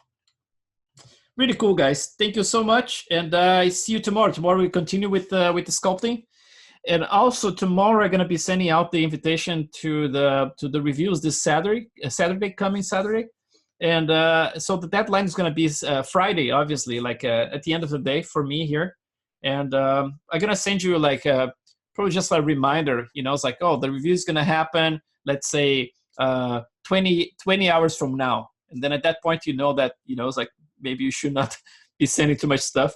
But yeah, if you can get stuff done by the end of Thursday, for example, and just like pushing, kind of like, okay, I can push a little bit. Let's do like mid-Friday, right?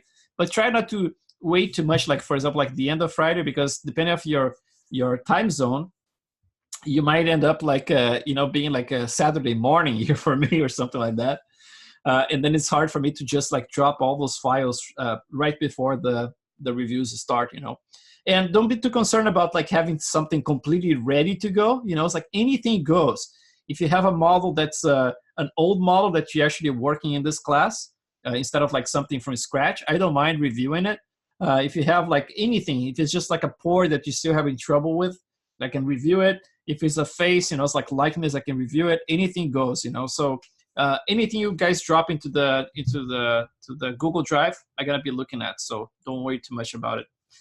Thank you so much, guys, and I see you tomorrow. Thanks, Chris. Thank you, Chris. Thanks, Chris. Thanks, guys. Have a good. See you tomorrow. Alrighty.